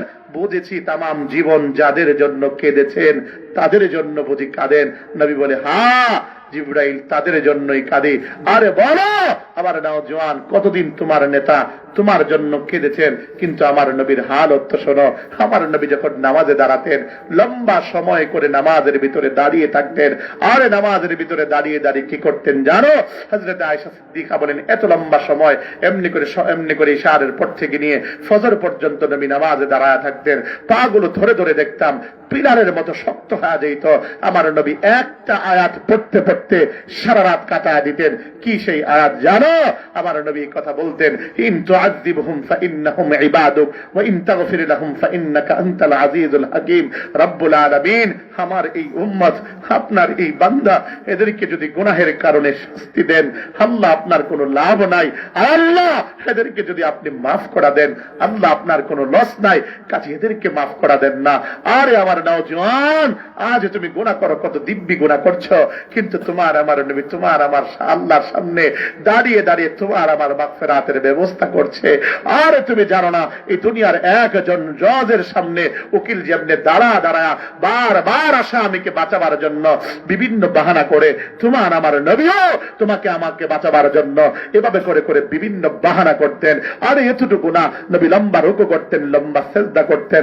বলে কত পরিমাণ লম্বা সেজদা? হযরত আয়েশা সিদ্দিকা বলেন, আমি চিমটি কেটে কেটে দেখতাম যা নাকি আমার রাসূলের এটা শেষ সেজদা কিনা, কিন্তু না, সেজদা থেকে যখন উঠতেন আমি তাকা দেখতাম আমার বিছানা কেমন যেন বিঝা, কে যেন মশকবরে পানি ঢেলে দিয়েছে। আসলে পানি তো কেউ ডালে নাই। আমার নবী রাহমাতাল লিল আলামিন, তিনি সেজদায় পড়ে পড়ে কাঁদতেন। এবার আমি কান পেতে পেতে শুনতাম নবী কি বলে কাঁদতেন। আমার নবী একটাই কথা বলতেন, সেটা হলো আল্লাহুম্মা গফিরলি উম্মতি, আয় আল্লাহ আমার উম্মতের গুনাহ তুমি মাফ করো। আর এতটুকু না, আমার নবীর হালত তো শোনেন। একদিন হযরত আয়েশা সিদ্দিকা রাদিয়াল্লাহু তাআলা আনহা নবীকে ডেকে ডেকে বলেন, নবী গো, আজ তো আমার পালা, একটু আমার জন্য দোয়া করেন না। নবী হাত বাড়ালেন, আল্লাহুম্মা গফির লি আয়েশা, আয় আল্লাহ আমার আয়েশার অতীতের গুনাহ মাফ করো, আমার আয়েশার ভবিষ্যতের গুনাহ মাফ করো, আমার আয়েশার গোপন গুনাহ মাফ করো, আমার আয়েশার প্রকাশ্য গুনাহ মাফ করো। আমার নবীর এই কথা শুনবার পরে হযরত আয়েশা সিদ্দিকা রাদিয়াল্লাহু তাআলা আনহা বড় খুশি হলেন। খুশিতে আত্মহারা হয়ে বলতে লাগলেন, মাশাআল্লাহ, আলহামদুলিল্লাহ। আমার নবীর কোল মোবারকের মধ্যে মাথাখানা ঠেকা দিলেন। নবী এবার মাথার মধ্যে হাত বোলান, ডেকে ডেকে বলেন, আয়েশা বড় খুশি হয়েছে বুঝি? এবার হযরত আয়েশা সিদ্দিকা রাদিয়াল্লাহু তাআলা আনহা এবার বলতে লাগলেন, নবী গো, খুশি হব না কেন? হ্যাঁ, রাহমাতাল লিল আলামিন নবী আমার জন্য মাগফিরাতের দোয়া করেছে, এর চেয়ে বড় খুশির কি আছে? আল্লাহর নবী সেদিন আয়েশাকে একটা কথা বলেছিলেন, আয়েশা, আজ আমি মুহাম্মদ তোমার জন্য এক বেলা এক মুহূর্ত মাগফিরাতের দোয়া করবার কারণে তুমি এত পরিমাণ খুশি হলে। তুমি জানো না রে আয়েশা, আমি নবী মুহাম্মদ, আমি প্রত্যেক দিন 5 বেলা 5 ওয়াক্ত নামাজ শেষে আমি আমার গুনাহগার উম্মতের জন্য আল্লাহর কাছে মাগফিরাতের দোয়া করি। চিৎকার মেরে জোরে কন্যা সুবহানাল্লাহ। আর দোস্ত, নবী চিল্লা না, নবী বুঝলে না, নবীর জন্য একটু মা হলো না? আর টাকা দেখো না, ওই উম্মতের জন্য নবী কেঁদেছেন, সারা রাত বলে কেঁদেছেন। আর দোস্ত, তুমি আমি কতদিন পর্যন্ত কেঁদেছি? একদিনও কাঁদতে পারলাম না। হ্যাঁ, কেঁদেছি যখন নেইমার হেরেছে তার দল ব্রাজিল, তখন আমি চোখের পানি ফেলেছি। হ্যাঁ, হেসেছি। কখন হেসেছি? যখন মেসি জিতেছে, ওই মুহূর্তে জিতে হেসেছি। আমি বলি, কপাল পোড়া মুসলমান, তোমার থেকে আমার থেকে বড় হতভাগা এই জমিনের বুকে আর কেউ হতে পারে না।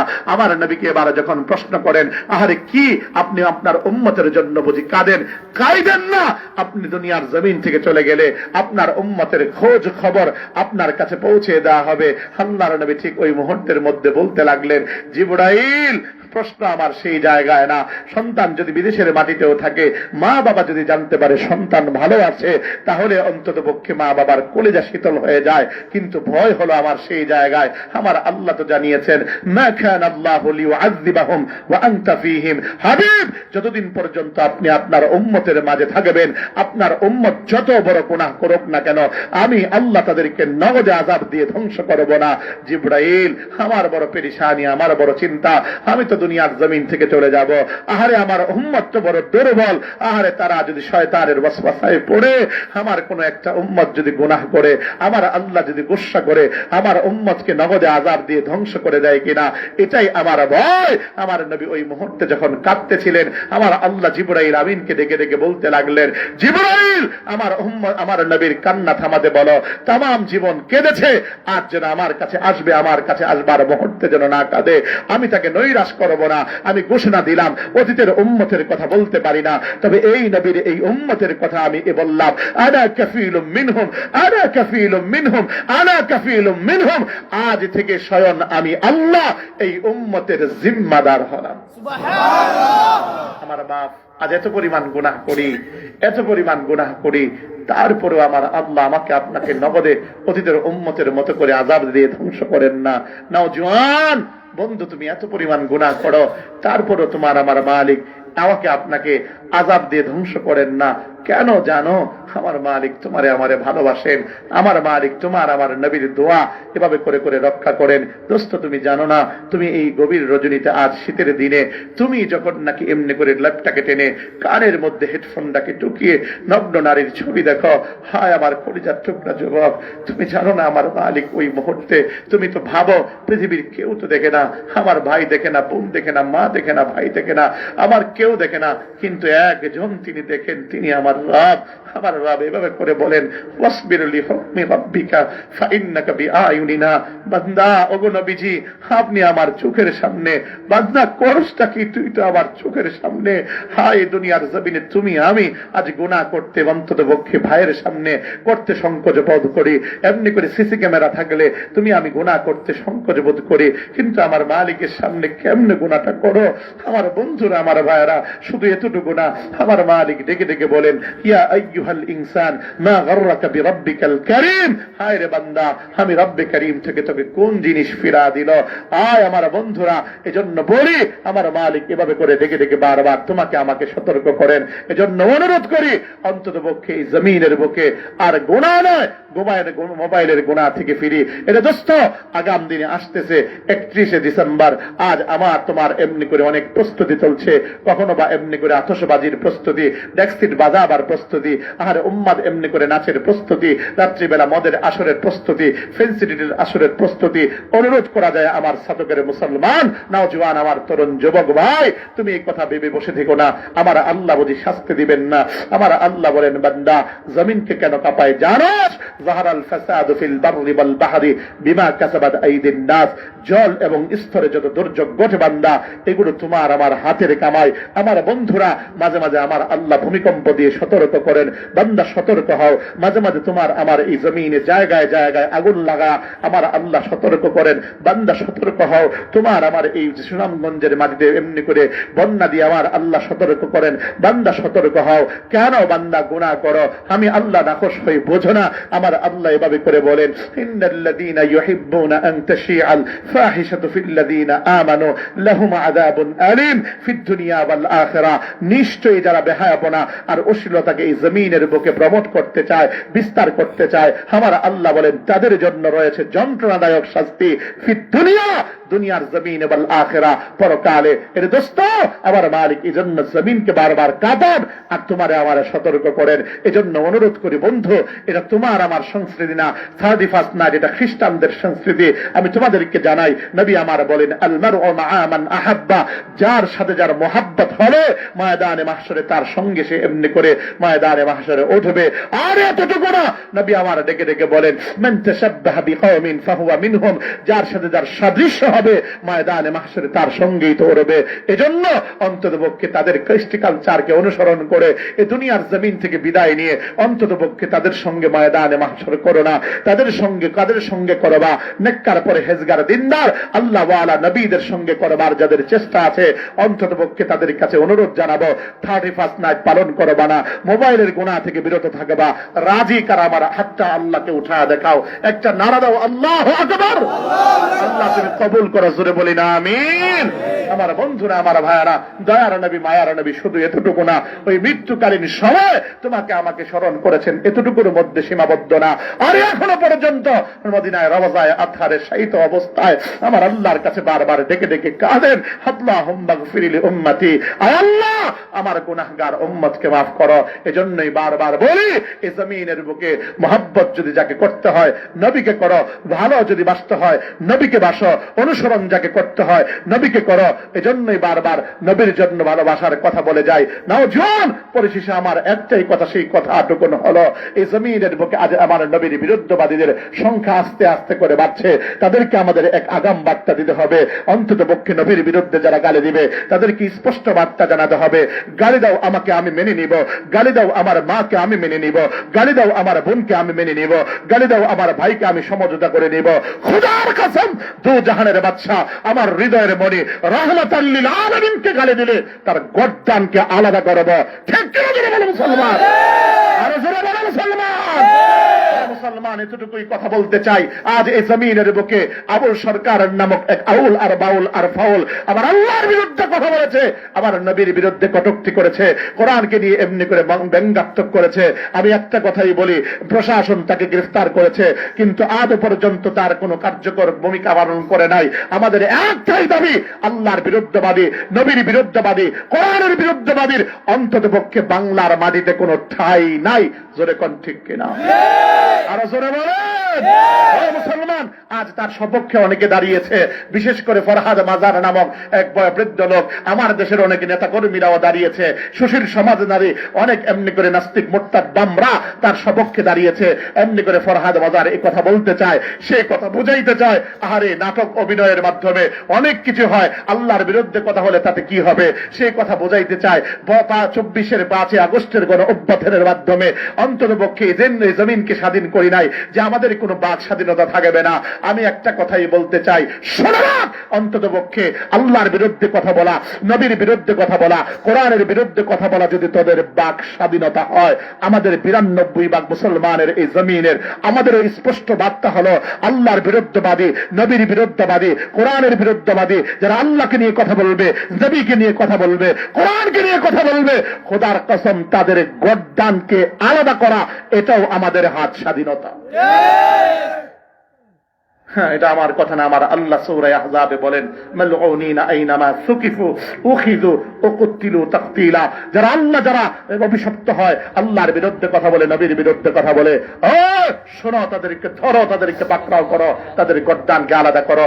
নবী ওইভাবে করে বলেন মান সাব্বা নাবিয়ান ফাকতুলুহু, যারা নবীকে গালি দেয় তাদেরকে হত্যা করো। ও মুসলমান, আমার নবী এমনি করে মক্কা বিজয় করে যখন মদিনায় আসলেন তখন 14 জন লোককে খুঁজতেছিলেন, তার মধ্যে একজন লোকের নাম হলো ইবনে খাতাল। সে এবার ভয়ে এমনি করে সে নবীকে গালি দিত, ভয়ে কাবাগরের গিলাফ জড়িয়ে দাঁড়িয়েছিল। নবী সাহাবীরা বলে নবী গো, ও তো কাবাগরের গিলাফ জড়িয়ে দাঁড়িয়ে আছে। আল্লাহর নবী বলে কাবাগরের গিলাফ জড়াক আর যাই জড়াক, ওর গর্দান আলাদা করো। আমরাও একটা কথাই বলতে চাই, এই জমিনের বুকে আগাম দিনে কোন নাস্তিক মোর্তাদ ইহুদি খ্রিস্টানের দালাল যদি আমার আল্লাহর বিরুদ্ধে, নবীর বিরুদ্ধে, কোরআনের বিরুদ্ধে কথা বলে, আমি দিলওয়ার হোসেন মাইজের স্পষ্ট ঘোষণা হলো আমি তার গর্দান আলাদা করব। আপনারা কারা? নারায়ে তাকবীর, আল্লাহু আকবার, দিন ইসলাম, দিন ইসলাম, জিন্দাবাদ, জিন্দাবাদ, সাবিলুনা, সাবিলুনা, আল জিহাদ, আল জিহাদ, তারিকুনা, তারিকুনা, আল জিহাদ, আল জিহাদ, সরবুলান, সরবুলান, উলামায়ে দেওবন্দ, জিন্দাবাদ, জিন্দাবাদ, নারায়ে তাকবীর, আল্লাহু আকবার। শিখাই দিতে আগে শিখাইতে সরবুলান, সরবুলান, উলামায়ে দেওবন্দ, হ্যাঁ, এটা শিখতে হইব, কারণ নাইলে বেজাল লাগবো। আমাদের ঢাকার মধ্যে একটা গল্প শোনায় ছোট্ট করে, অসুবিধা হবে না তো? জি না, বিরক্ত লাগতেছে না? জি না, ছেড়ে দিব? জি না। আমার বন্ধুরা, আমার ভাইয়েরা, আমাদের ঢাকা শহরের মধ্যে একটা বড় ওই যে হের মনে হয় একটু বিরক্ত লাগতেছে। বহ বুঝছে না। আরে আমার মাহফিলে আওন যাইব, ওন যাইব, বন যাইব, কিন্তু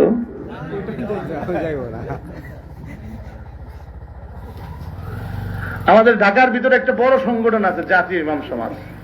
ওই সংগঠনের মাহফিলের মধ্যে মানে ওখানে বয়ান বড় বড়রাই করে, বড়রা করে, হাসান জামিল সাহেব, আইয়ুবী সাহেব, ওনারা বয়ান করে।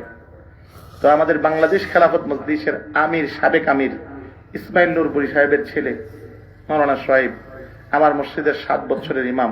আমি যে মসজিদের জমা পড়াই, ওই মসজিদের 7 বছরের ইমাম। সে তার দারাজ এক কণ্ঠ ছিল, আমার মুজাহিদের মতো কণ্ঠর বড় শানদার ছিল। সে যখন স্লোগান দিত মাঠটা থরথর করে কাঁপত, বক্ত তার কথার স্পিড বাড়ত। তো ওরে আমরা ডাকতাম অগ্নিবয়। কি বয়? কারণ ওই মুহূর্তে অগ্নিকন্যা ছিল শাহবাগে, কলি কলি কাইল্লানি, চিনতেননি তারে? নাকটা বুঝি কোথায় ইতিহাসের পাতায় হারিয়ে গিয়েছে, এখন আর তারে দেখতে পাই না। তার কারণে বাংলার জমিনে আজ এমনি করে কোরআনের পাখি আল্লামা দিলার হোসেন ফায়েজ এমনি করে ফাঁসি হয়েছে। আল্লাহ তার উপরে তুমি গজব দাও, জোরে কোনা আমিন। তার স্লোগানের মধ্যে, তার স্লোগানের কারণেই এভাবে করে করে ফাঁসি হয়েছে। আমি যে কথাটা বলতে চাই, আল্লাহ ওই মুহূর্তের মধ্যে তারা যখন আমরা একটা মগ্নি বয় স্লোগান দিত, স্লোগানের মধ্যে ঢাকার মানুষ তো কয়েক আইটেমের মানুষ, ওখানে তো এক জেলার মানুষ না, বিভিন্ন জেলার মানুষ, সবাই তো আর এক স্লোগান জানে না। তো যখন তাকে বলতো নারে তাকবীর, পাবলিক ঠিকই কইতো আল্লাহু আকবার, এটা তো জানে। পরে কইতো বদরের হাতিয়ার, পাবলিক কয় বেঙ্গে দাও, গুড়িয়ে দাও। আবার কয় শাহজালালের তলোয়ার, পাবলিক কয় বেঙ্গে দাও, গুড়িয়ে দাও। অতএব আমরা বুইজাত স্লোগান আমরা সবাই দিব। আবার কও তুমি মুজাহিদ ভাই, দাঁড়াও, আবার কও, দাঁড়ায় কও সরবুলান, সরবুলান, উলামায়ে দেওবন্দ। নারায়ে তাকবীর, আল্লাহু আকবার, দিন ইসলাম, দিন ইসলাম, জিন্দাবাদ, জিন্দাবাদ, শাহজালালের তলোয়ার, গর্জে ওঠো একবার, সরবুলান, সরবুলান, উলামায়ে দেওবন্দ, সরবুলান, সরবুলান, উলামায়ে দেওবন্দ, বদরের হাতিয়ার, গর্জে ওঠো একবার, শাহজালালের তলোয়ার,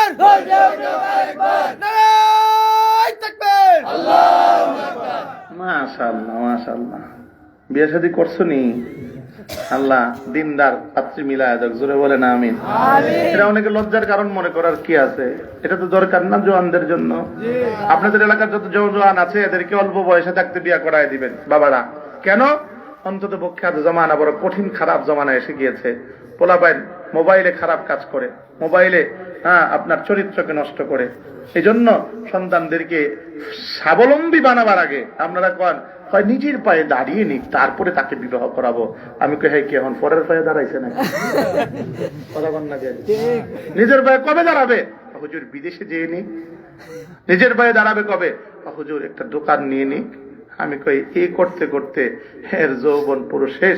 কাজে আমি বলি অন্তত পক্ষে জমিনের বুকে নসুল বলেছেন নিকাহ হলো নিসফে ঈমান, ঈমানের অর্ধেক। কাজী নওজওয়ানদেরকে অল্প বয়সী বিবাহ করানো দরকার। তাদেরকে বিবাহ যদি না করান, যত গুনাহ করবে প্রত্যেকটা গুনাহের ভাগ আপনার আমল নামায়, আপনি হাজি আর গাজী হন সমস্যা নাই, আপনার আমল নামায় ঢুকতেই থাকবে। জোরে কোন ঠিক কিনা? এজন্য নওজওয়ানদেরকে বিয়ে করাই দিবেন আগে আগে। আমরাও বিয়ে করছি অনেক অল্প বয়সে। আমার বয়স যখন 22 তখন আমার আব্বা আমার বিয়ে করাই, আমার আম্মা আমার বিয়ে করাই দিছে। কেন? কারণ তার একটাই, অন্তত পক্ষে গুনাহের আমল নামা যেন মা বাবার এদিকে না যায়। এই জন্য নওজওয়ানদেরকে অতি তাড়াতাড়ি বিবাহ বন্ধনে আবদ্ধ করাবেন। নওজওয়ান আপনার কন্যাটাকেও বিবাহ দিয়ে দিবেন, পারবেন তো ইনশাআল্লাহ? এরা খুশি আবার পক্ষে খুশি যে ওরারা না, এটা পক্ষে আর বিপক্ষে না, যেটা উচিত কথা। আমার বন্ধুরা, আমার ভাইরা, আমি যে কথাটা আপনাদেরকে শোনাচ্ছিলাম, এজন্য মায়া যদি করতে হয়, মোহাব্বত যদি করতে হয়, আমার নবীকে করব। অনুসরণ যদি করতে হয়, আমার নবীকে করব। আমার আল্লাহ বলেন, হাবিব এমন উম্মত দিলাম যে উম্মত গুলো আপনার জন্য জীবন দিতেও প্রস্তুত আছে। এবার আপনাকে একটা বিষয়ের নির্দেশ দিলাম, দুইটা বিষয়ের নির্দেশ দিলাম। ফাসাল্লি লিরাব্বিকা ওয়ানহার, ফলে আপনি নামাজ পড়ুন। এটা আমার বন্ধু, আমার ভাই, লক্ষ্য করে দেখুন এই জমিনের বুকে সবচেয়ে বড় গাফেল আমরা নামাজের ক্ষেত্রে। হায়, এই দুনিয়ার জমিনে আমার মালিক একবার না, আমার মালিক কোরআনে কারীমের মধ্যে মেসেজ দিয়ে জানিয়ে দিলেন 82 জায়গার উপরে, আকিমিস সালাহ, বান্দা নামাজ তো আদায় করো, নামাজ তো পড়ো। হায়, আমার মালিক একবার না 5 বার প্রতিদিন মাইকের মাধ্যমে ডেকে ডেকে বারবার বুঝান, আরে হাইয়া আলাস সালাহ, আসো নামাজের দিকে আসো। বান্দা যখন গাফিল, ঠিক ওই মুহূর্তে আমার মালিক বলেন, হাইয়া আলাল ফালাহ, বান্দা তুমি ভাবছো কি এটা তোমার জন্য অমঙ্গল? না, বান্দা আসো কল্যাণের দিকে আসো। এটা দোস্ত, এই দুনিয়ার জমিনে নওজওয়ান, আজ যদি তোমার বান্ধবী একটা মেসেজ দেয়, তুমি তার উত্তর দেবার জন্য পাগল হয়ে যাও। যদি একটা মিস কল দেয়, তাকে ব্যাক করবার জন্য তুমি উদ্গ্রীব হয়ে যাও। কিন্তু আমার মালিক এতবার ডাকে, কেন তুমি আমার মালিকের ডাকে সাড়া দাও না? এটা আমার বাপ, কেন এত ব্যস্ত দাবদার? আমার মালিক তো বুঝান এই কথা। বান্দা অনেক দিন সারাক্ষণ আমার কেবলমাত্র গোলামি করতে হবে, আমার নামাজ পড়তে হবে, আমার দাসত্ব করতে হবে তা না। আমার মালিক জানান দেন, ফাইদা কুদিয়াতিস সালাত ফান্তাশিরু ফিল আরদ ওয়াবতাগু মিন ফাদলিল্লাহ। বান্দা নামাজ যখন শেষ হয়ে যাবে, ঠিক ওই মুহূর্তের মাঝে তুমি জমিনের বুকে ছড়িয়ে ছিটিয়ে দাও, আর আমি মালিকের দেওয়া রিজিকেতে তালাশ করো। এটা আমার দোস্ত, আমার মালিক বুঝান। বান্দা 5 ওয়াক্ত নামাজের জন্য কেবল তোরে সময় নিলাম, তোর থেকে 2 ঘন্টা, আর আমি মালিক তোরে দিলাম 24 ঘন্টা। এই 24 ঘন্টা সময় কেবলমাত্র তুমি আমাকে যদি 2টা ঘন্টা সময় দিতে পারো, আমি মালিকের ঘোষণা হলো, আমি মালিক তোমার 24 ঘন্টা তোমার আমল নামায় নেক লিখে দিব। চিৎকার মেরে জোরে কন্যা সুবহানাল্লাহ।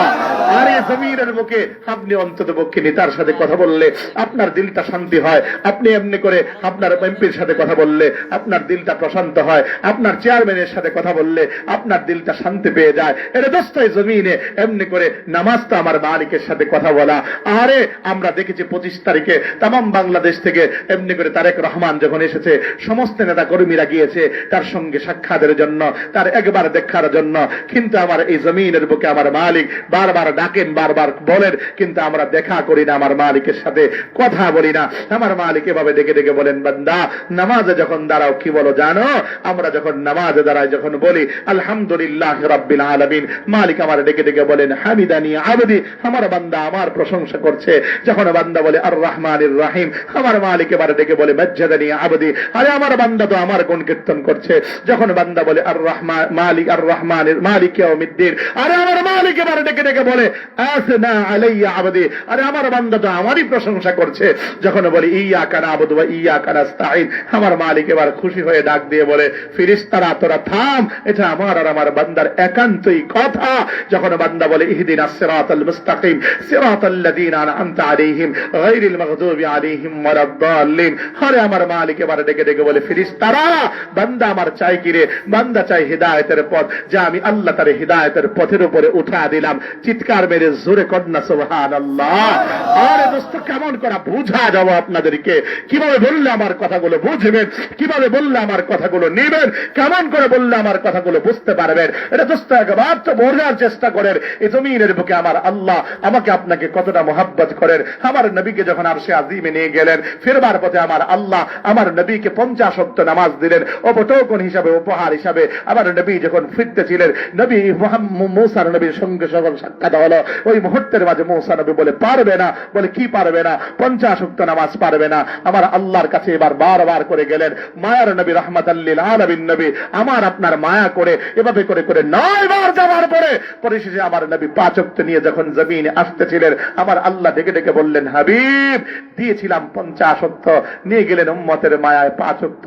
তবে জেনে রাখেন, শুনে রাখেন, এই জমিনের বুকে এই 5 ওয়াক্ত নামাজে যদি আপনার কোন একটা উম্মত যথাযথভাবে কায়েম করে পড়ে, আমি আল্লাহ আপনার ওই উম্মতের আমল নামায় 50 ওয়াক্ত নামাজের সওয়াব দিয়ে দেব। সুবহানাল্লাহ। এজন্য বলি বাপ, কেন আপনি এত গাফলতি করেন? চুলদারি না পাইকা সাদা হয়েছে, আপনি না দুনিয়ার জমিন থেকে আপনাকে যেতে হবে, এই দুনিয়ার মায়া আপনাকে ত্যাগ করতে হবে। কেন নামাজ খানা পড়েন না? বলেন না আরে নওজোয়ান, কেন বলো বন্ধু তুমি নামাজ যখন পড়ো না, কি হয়েছে তোমার বলো? আরে দুনিয়ার জমিনে নামাজ মালিকের সাথে গভীর এবং নিবিড় সম্পর্ক সৃষ্টি করে। এই জমিনের বুকে যারা নামাজ পড়েছে তারা মালিকের সাথে এমনি করে গভীর সম্পর্ক করে নিয়েছে। আরে বলো না তোমার আমার শব্দ কতটুকু আছে?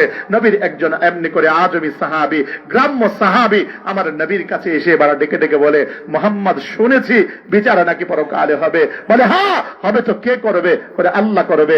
আল্লাহ করবে? কোন আল্লাহ? যে আল্লাহকে নামাজের ভিতরে আল্লাহু আকবার বলে ডাকি, যে আল্লাহর জন্য এমনি করে রুকু করি, যে আল্লাহর জন্য সিজদা করি, যে আল্লাহকে প্রতিটা মুহূর্তে জপতে থাকি, ওই আল্লাহ করবে নাকি? তখন নবীজি বলতে লাগলেন হ্যাঁ ওই আল্লাহই তো করবে। এবার ওই সাহাবী উত্তর কি করে বলে জানেন? ডাক দিয়ে বলে মোহাম্মদ তাহলে আমার কোনো চিন্তা নাই, আমার কোনো পেরেশানি নাই, আমার কোনো ভাবনা নাই, কারণ আমি তো বারবার প্রতিনিয়ত ওই আল্লাহকেই তো ডাকি, ওই আল্লাহকেই তো প্রতিনিয়ত সাজদা করে, ওই আল্লাহর সঙ্গেই তো আমার এমনি করে প্রতিদিন কথা হয়। কাজী পরকাল নিয়ে আমার ভাববার কোনো দরকার নাই, উনি বিচার করলে আমার সপক্ষেই করবে। আরে চিৎকার মেরে কন্যা সুবহানাল্লাহ। এজন্য বলি এমন সম্পর্ক কে করতে পারলেন আমার মালিকের সাথে?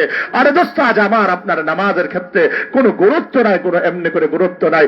আর এই দুনিয়ার জমিনের নামাজ তো আমার আপনার গুনাহকে মুক্ত করে। আরে আল্লাহর নবী বিশ্ব নবী রাহমাতাল লিল আলামিন নাসাইর বর্ণনার ভিতরে এসেছে, একদিন সালমান ফারসি রাদিয়াল্লাহু তাআলা আনহু একদিন একটা গাছের ডালার মধ্যে নাড়া দিলেন। শীতের এই দিনে গাছের ডালায় যখন নাড়া দিলেন, মরা পাতাগুলো আস্তে করে ঝরে পড়ে গেল।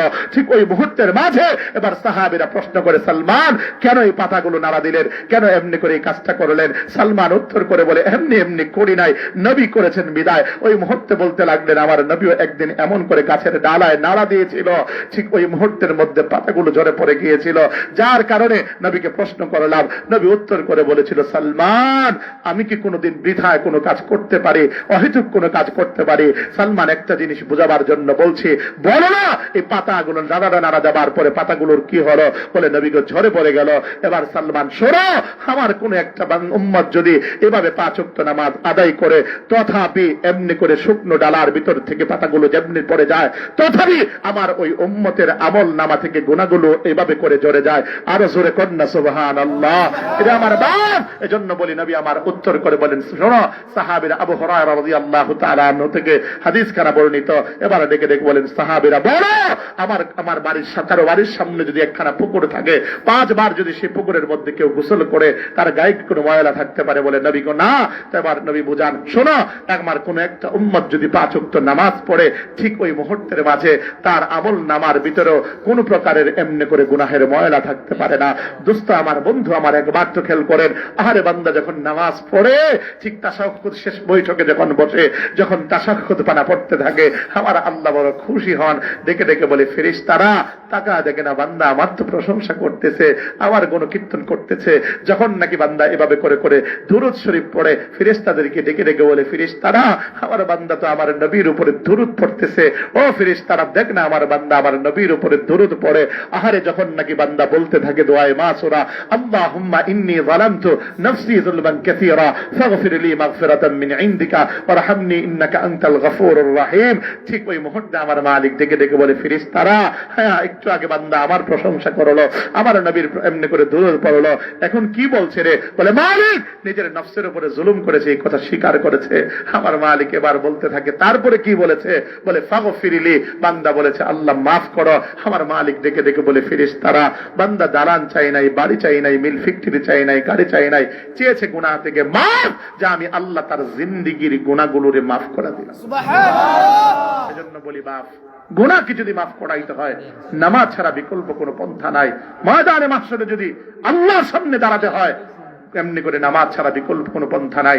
আমার নবী বলেন, আউয়ালু মা ইউহাসাবু বিহিল আবদু ইয়াউমাল কিয়ামাতিস সালাহ, পরকালে দাঁড়াবা আল্লাহর সামনে সর্বপ্রথম নামাজ নিয়ে দাঁড়াতে হবে, নামাজের হিসাব দিতে হবে। এজন্য দোস্ত আমার নবীজি জীবনে সারাক্ষণ কেবল উম্মতকে নামাজের ফিকির করিয়েছেন, উম্মতকে নামাজ শিখিয়েছেন, নিজেও নামাজ পড়েছেন। আমার নবী বারবার বলতেন, কুররাত আইনি আস-সালাহ, আমার চক্ষুকে শীতল করে নামাজ। এতটুকুই না, আমার নবীর হালত তো এমন ছিল, জীবনের শেষ লগ্নে এসে বারবার একটা লফজি উচ্চারণ করেছিলেন, আস-সালাহ আস-সালাহ, নামাজ নামাজ। নবী যেদিন দুনিয়ার জমিন থেকে বিদায় নেবেন, একটু হৃদয়টাকে নরম করো নওজোয়ান আমার বন্ধু, একবার তো খেয়াল করো নবীজির হালত কি ছিল। আরে তোমারে আমারে কতটুকু মহব্বত করতেন। নবী যেদিন বিদায় নেবেন, ঠিক ওই মুহূর্তের মাঝে আল্লাহর নবী সাল্লাল্লাহু আলাইহি ওয়াসাল্লাম হযরত আয়েশা সিদ্দিকাকে বলেন, যেদিন বিদায় নেবেন, সেদিন যোহরের আগে তো বিদায় নিয়েছিলেন, সেদিন ফজরের নামাজে নবীজি হযরত আয়েশা সিদ্দিকাকে বলেন, আয়েশা আমার পর্দাখানা একটু সরাও, আমি মসজিদের দিকে একটু দেখতে চাই। আল্লাহর নবী যখন নাকি পর্দাখানা সরানো হলো, নবীজি ডেকে ডেকে বলেন, আয়েশা রে বড় অসুস্থ লাগছে, একটু কোনই দিয়ে আমাকে সাপোর্ট দিয়ে তুলে ধরো, আমাকে একটু মসজিদের দিকে মুখখানা দেখাও। ওই মুহূর্তে নবীজি যখন নাকি দেখলেন, নবীজি এবার খুশিতে আত্মহারা হয়ে গেলেন। এবার ডেকে ডেকে বলতে লাগলেন, আয়েশা জানো কি, আমার জীবনের সমস্ত কষ্টগুলো আমি এই মুহূর্তে বলে গেলাম। বেঈমানগুলো আমার পিঠের উপরে যে এমনি করে, আমার পিঠের উপরে যে এমনি করে পাথরের আঘাত করেছে, উহুদে যে আমার দান দান মোবারক শহীদ হয়েছে, আমি যে পেটের ভিতরে সারা জীবন পাথর বেঁধেছি, আমি যে আমার এমনি করে দেশান্তর হয়েছি, সমস্ত ব্যথা বেদনা ভুলে গেলাম। কেন জানো আয়েশা, আমি আমার জীবনের শেষ লগ্নে এসে আমার উম্মতকে আবু বকরের ইমামতিতে মসজিদ ভর্তি আজ ফজরে মুসল্লি দেখতে পেলাম। এরে বাপ বলেন না কি করবেন নবীর জন্য? হায় একটু নামাজ পড়ার চেষ্টা করেন। আরে এই উম্মতের জন্য নবী বড় ফখর করতেন। ময়দানে মাহশরে নবীর হাতের ভিতরে যখন আমল নামা ধরায় দেওয়া হবে, নবী দেখেন এটা আপনার উম্মত, আপনার উম্মতের আমল নামাটা একটু আপনি পড়েন, একটু দেখেন। আমার নবী সেদিন ডেকে ডেকে উম্মতকে বলবেন, উম্মত এটা কি করলি তুই? সারা জীবন এক ওয়াক্ত তোর নামাজ নাই, তোর ফজর নাই, তোর যোহর নাই, তোর আসর নাই, তোর মাগরিব নাই, তোর ঈশা নাই, সারা জীবন তুই আমল করস নাই, নামাজ পড়স নাই উম্মত। অথচ এই উম্মত আমি নামাজের জন্য বড় কষ্ট করে এসেছি। উম্মত করলি রাখি, আমি না তোর জন্য তায়েফে এমনি করে রক্ত জড়িয়েছিলাম, আমি না উহুদে তোর জন্য এমনি করে দান দান মোবারক শহীদ করেছিলাম, আমি না তোর জন্য দেশান্তর হয়েছিলাম, আমি না তোর জন্য পেটে পাথর বেঁধেছিলাম। উম্মত করলি রাখি। ওই মুহূর্তে নবী যদি এভাবে করে করে আমাকে আপনাকে জিজ্ঞাসা করেন, বলেন না জওয়ান আমার দোস্ত কেমন করে পার পাবেন? বাপ বলেন।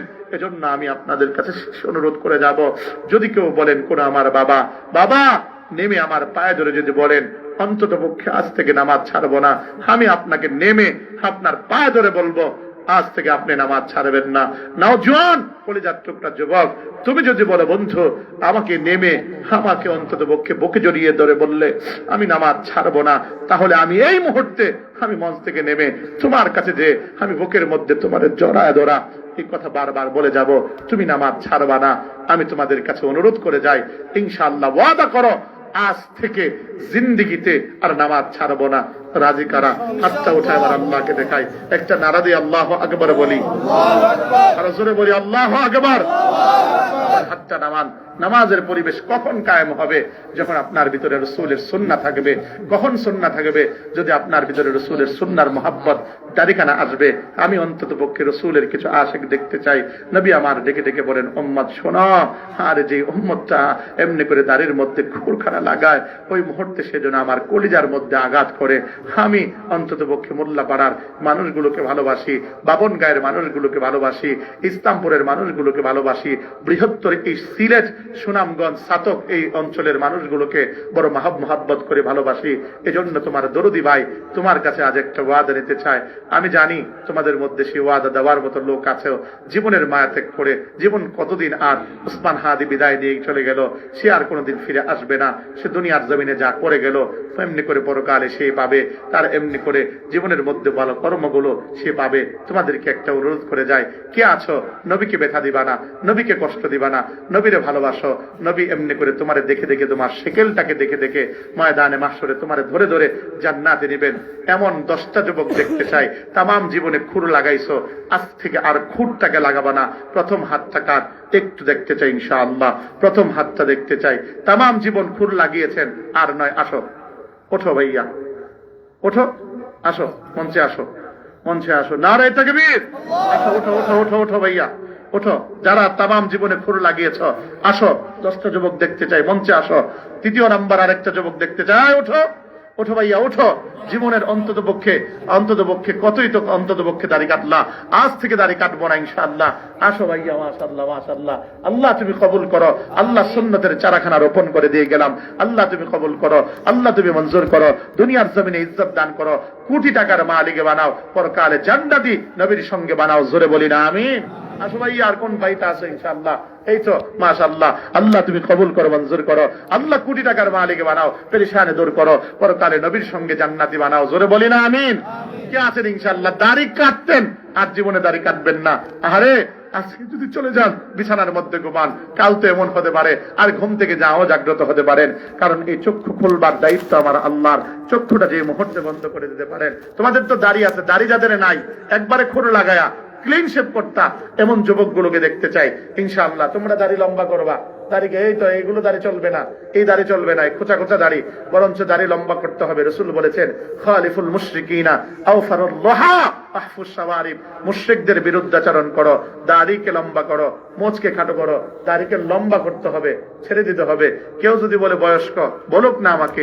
কেউ যদি বলে বুজুর্গ, ওর মুখের দোয়া আল্লাহ যদি কবুল করে আমি বুজুর্গ হলাম, সমস্যা কোথায়? কাজে আমি আপনাদের দেখতে চাই, একটু দাঁড়ান ইনশাআল্লাহ। দাড়ি যারা কাটেন এমন যুবকদের দেখতে চাই ইনশাআল্লাহ। ইনশাআল্লাহ কি আছো? ইনশাআল্লাহ দাঁড়াও। 4 জন হয়ে গেছে, আর 10টা লোক দেখতে চাই ইনশাআল্লাহ। যুবক তুমি আমাকে মহব্বত করো, আমার রাসূলকে মহব্বত করো, কাজে দেখতে চাই, একটু দাঁড়াও, হিম্মত করো। আল্লাহ তোমার সমস্ত পেরেশানি দূর করে দিবে, দিনদার পাত্রী মিলা দিবে। একটা হাত দেখতে চাই ইনশাআল্লাহ। কে আছো? টাকা চাচ্ছি না, বাড়ি চাচ্ছি না, গাড়ি চাচ্ছি না, তোমার জন্য আমি সুন্দর ব্যবস্থা করে দিয়ে যাচ্ছি। কে আছে ইনশাআল্লাহ? একটু দাঁড়াও, হিম্মত করে দাঁড়াও। একটা তাকবীর দেব তার জন্য ইনশাআল্লাহ।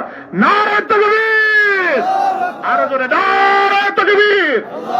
আল্লাহ তুমি কবুল করো, মঞ্জুর করো। আসো ভাইয়া, আসো, ওঠো। আরেকটা যুবক দেখতে চাই 55 নম্বরে। বাবন গায়ের এলাকার কোন যুবকটা আছো নিজে অন্তত পক্ষে দাড়ি কাটবা না, দিনে কাজী কাটবা না, দাঁড়াও না ইনশাআল্লাহ। মাশাআল্লাহ মাশাআল্লাহ।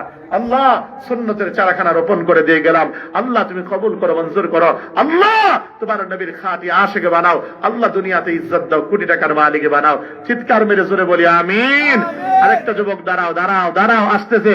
নারে তাকবীর! আল্লাহু আকবার! একটু জোরে তাকবীর দেন, এদেরকে উৎসাহিত করেন না। নারে তাকবীর আল্লাহু আকবার মাশাআল্লাহ মাশাআল্লাহ আল্লাহ তুমি তাকা দেখো আল্লাহ আর জীবনে দাঁড়িয়ে কাটবে না আল্লাহ সুন্নতের চারাখানা রোপণ করে দিয়ে গেলাম আল্লাহ দুনিয়াতে ইজ্জতের জিন্দেগি দাও পেরেশানি দূর করো মনের নেক মাকাসিদ পূর্ণ করো মা বাবার হায়াতে বরকত দাও পরকালে নবীর সঙ্গে জান্নাতি বানাও জোরে বলি না আমিন আরেকটা যুবক দেখতে চাই ইনশাআল্লাহ টাকা চাই না বাড়ি চাই না গাড়ি চাই না তোমার কাছে চাই তোমার রাসূলের সাথে তোমার সম্পর্ক করে দেয়ার আমি অন্তত পক্ষে গুনাহগার এখানে মজলিসে আছে আল্লাহর প্রিয় বান্দার ওই মুহূর্তে তারা যদি দোয়া করে আল্লাহ তোমার পেরেশানি দূর করবেন দাঁড়াও না নওজোয়ান ভাই একবার তো খেয়াল করো এই দুনিয়ার জমিন আর কত আর এভাবে করে থাকবা নবীকে ভালোবাসো না নবী তো তোমারে মহব্বত করেন নবী তোমারে মায়া করেন কে আছেন নারে তাকবীর আল্লাহু আকবার নারে তাকবীর আল্লাহু আকবার আল্লাহ মাশাআল্লাহ আমার এই ভাইটা বয়ানের টাইমে দেখছি অনেক কাঁদছে চোখ দিয়ে অনেক পানি পড়ছে ভাইটা নবীর প্রতি মহব্বত আছে ভালোবাসা আছে আল্লাহ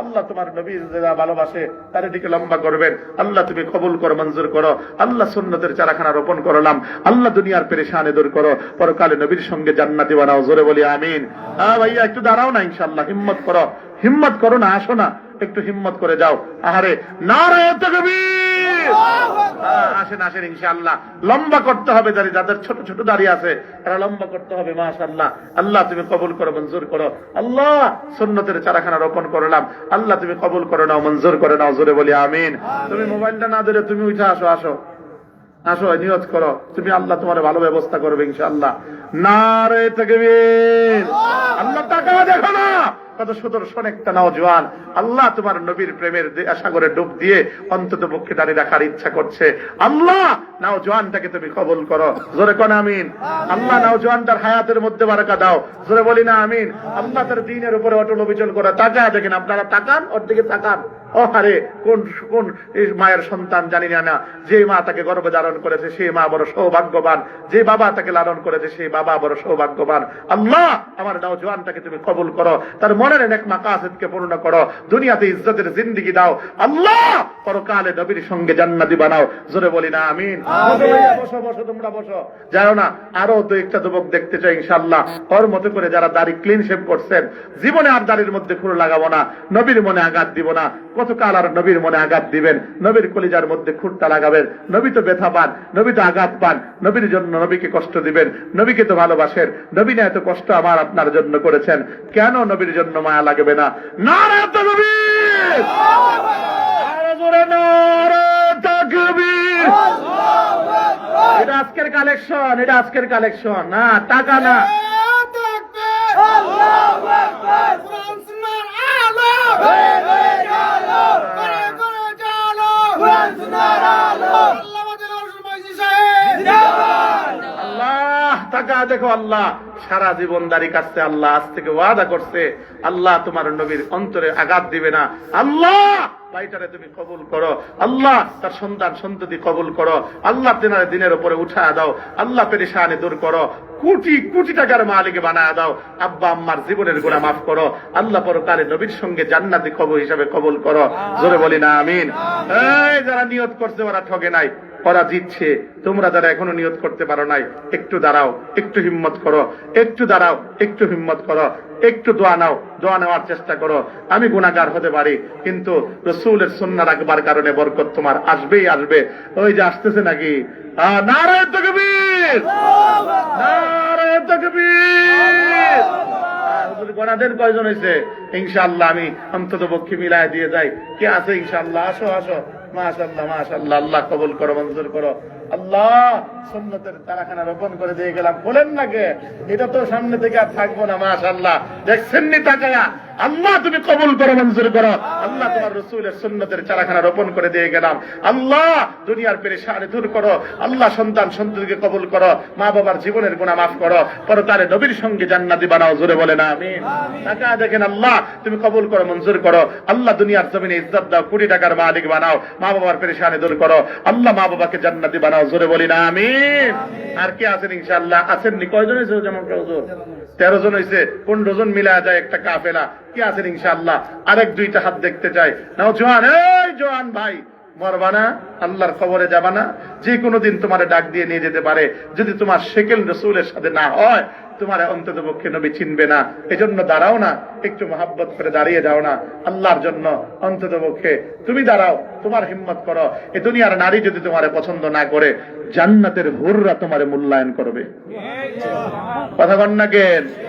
হ্যাঁ, এই দুনিয়ার মেয়ে যদি তোমার, আমি একটা কথা তোমার তথ্য শোনা যায়, এই দুনিয়ার মেয়ে যতগুলো আছে ওরা প্রেম করার জন্য খুঁজে সুলেমান খান, আর যখন নাকি বিয়ে করতে চায় তখন খুঁজে দিনদার। তুমি যদি দিনদার হও, নেককার এমনি করে নারী বাবা, সতী সাথী নারী বাবা, নারায়ে তাকবীর, নারায়ে তাকবীর। আল্লাহ কবুল করো, মঞ্জুর করো, দাড়ি লম্বা করে দিবা। আল্লাহ সুন্নতের চারাখানা রোপণ করে দিয়ে গেলাম।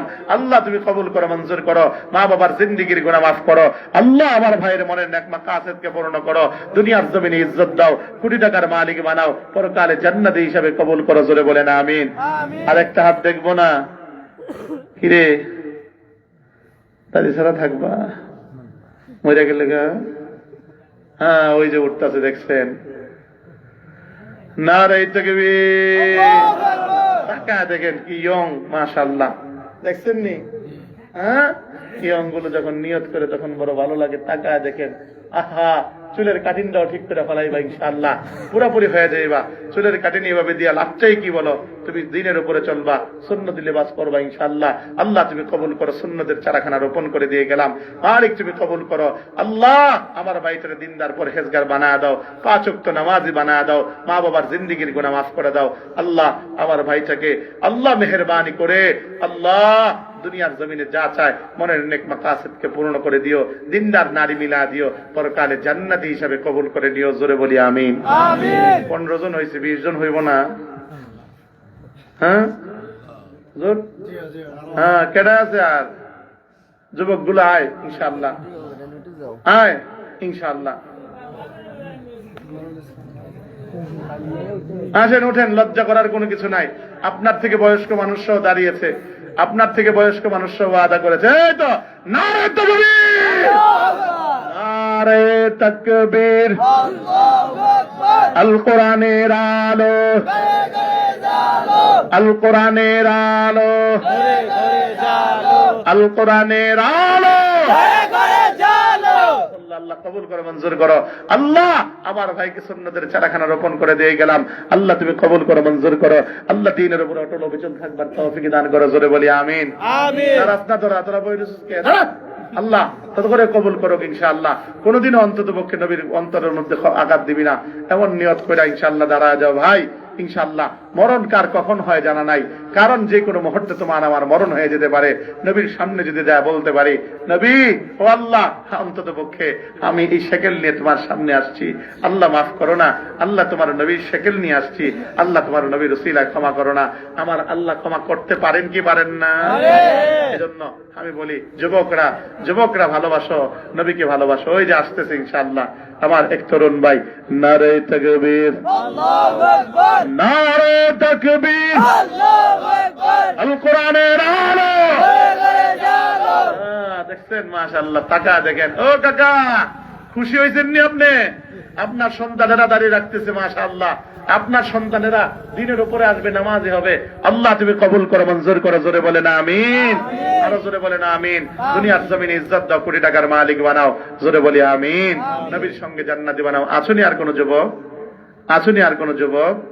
আল্লাহ সকলকে কবুল করুক, মঞ্জুর করুক। আল্লাহ যারা দাঁড়িয়ে রাখছে, ওয়াদা করছে সকলের জীবনের জান মালের হেফাজত তুমি করিও। জোরে বলে না আমিন। আর তো কোনো কিছু নাই ইনশাআল্লাহ। আল্লাহ মাশাআল্লাহ, আমাদের তো অনেক কালেকশন হয়েছে মাশাআল্লাহ, অনেক টাকাই হয়েছে, তাই না? মাশাআল্লাহ।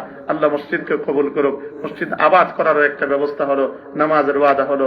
নওজোয়ান গুলো আজ থেকে দাড়িকে লম্বা করবে, সুন্নতি লিবাস পরবে, বড় সুন্দর লাগবে, এলাকাটা শান্তিপূর্ণ হবে। যদি করে আজকের মাহফিল অন্তত পক্ষে সফল, আমাদের কষ্টটাও সফল, আমাদের আশা বসাও সফল। আল্লাহ আমাদের প্রত্যেকটা যুবককে কবুল করুক, ইসলামের অতন্ত্র প্রহরী বানান। জোরে বলি না আমিন। আল্লাহ এবার বলছেন ইন্না শানিয়াকা হুয়াল আবতার, হাবিব আপনার অন্ততপক্ষে বেঈমানগুলো আপনাকে লেজ কাটা বলে, আবতার বলে। আমি উত্তর দিয়ে দিলাম, বলতে হবে না, তারাই লেজ কাটা, তারাই আবতার, তারা নিশানায় জমিনে থাকবে না। বাস্তবেই তাই, নবীর নাম সকলের মুখে মুখে মুহাম্মদ মুহাম্মদ, কিন্তু আবু জাহেল উতবার নাম নাই। এজন্য আমার আল্লাহ বলেন ওয়ারাফানা লাকা যিকরাক, আপনার নামকে সমুন্নত করলাম। কাজী নবী আপনার নাম কেমন করে তাম পৃথিবী গণ্যমান, 24 ঘন্টা আজান চলবে, প্রতি সেকেন্ডে যে জায়গায় আমি আল্লাহর নাম নেবে ওই জায়গায় আপনি নবী মুহাম্মদের নাম হবে। এজন্য এই হলো সূরা কাউসারের মুলাক্কাস কথা। আল্লাহ পাক আমাদেরকে কথাগুলো বুঝবার, আমাদের আমল করবার তৌফিক দান করো। সকলে বলি আমিন। অনেকেই দোয়া চেয়েছেন, বিশেষ করে আপনাদের মহল্লার যারা ইন্তেকাল করেছেন সকলের মা বাবার জন্য দোয়া করি। আল্লাহ পাক সকলের মা বাবা আত্মীয় স্বজনকে সকলকে যেন মাফ করেন। আমাদের ইউসুফ ভাই, তিনার আব্বা 3 বছর আগে দুনিয়ার জমিন থেকে দোয়া চেয়েছে, চলে গিয়েছেন। আল্লাহ পাক তিনার আব্বা মাফ করুন। এবং শালু ভাইও দোয়া চেয়েছেন, আমাদের শফিকুল ইসলাম ভাই তিনি দোয়া চেয়েছেন, শহীদুল ইসলাম ভাই দোয়া চেয়েছেন, অনেকেই দোয়া চেয়েছেন। এজন্য আমরা সকলেই তিনাদের জন্য দোয়া করি। এবং যারা অসুস্থ আছেন সকলকে আল্লাহ পাক যেন শিফা দান করেন, আর যারা চলে গিয়েছেন সকলকে যেন আল্লাহ পাক মাফ করেন। এই বামনগাঁও এই মসজিদ আল্লাহ পাক যেন কবুল করেন এবং এই মুসল্লিয়ানি কারামকে যেন কবুল করেন। আল্লাহ পাক মসজিদের ইমাম সাহেবের হায়াতের মধ্যে বারাকা দান করেন, মসজিদের সভাপতি সেক্রেটারি সকলকে যেন কবুল করেন। সকলে বলি আমিন। দুরূদ শরীফ পড়ি আল্লাহুম্মা সাল্লি আলা মুহাম্মাদিন ওয়া আলা আলি মুহাম্মাদ كما صليت على إبراهيم وعلى آل إبراهيم إنك حميد مجيد. اللهم بارك على محمد وعلى آل محمد كما باركت على إبراهيم وعلى آل إبراهيم إنك حميد مجيد. الحمد لله رب العالمين والعاقبة للمتقين والصلاة والسلام على أشرف الأنبياء والمرسلين. ربنا ظلمنا أنفسنا وإن لم تغفر لنا وترحمنا لنكونن من الخاسرين. ربنا فاغفر لنا ذنوبنا وكفر عنا سيئاتنا وتوفنا مع الأبرار.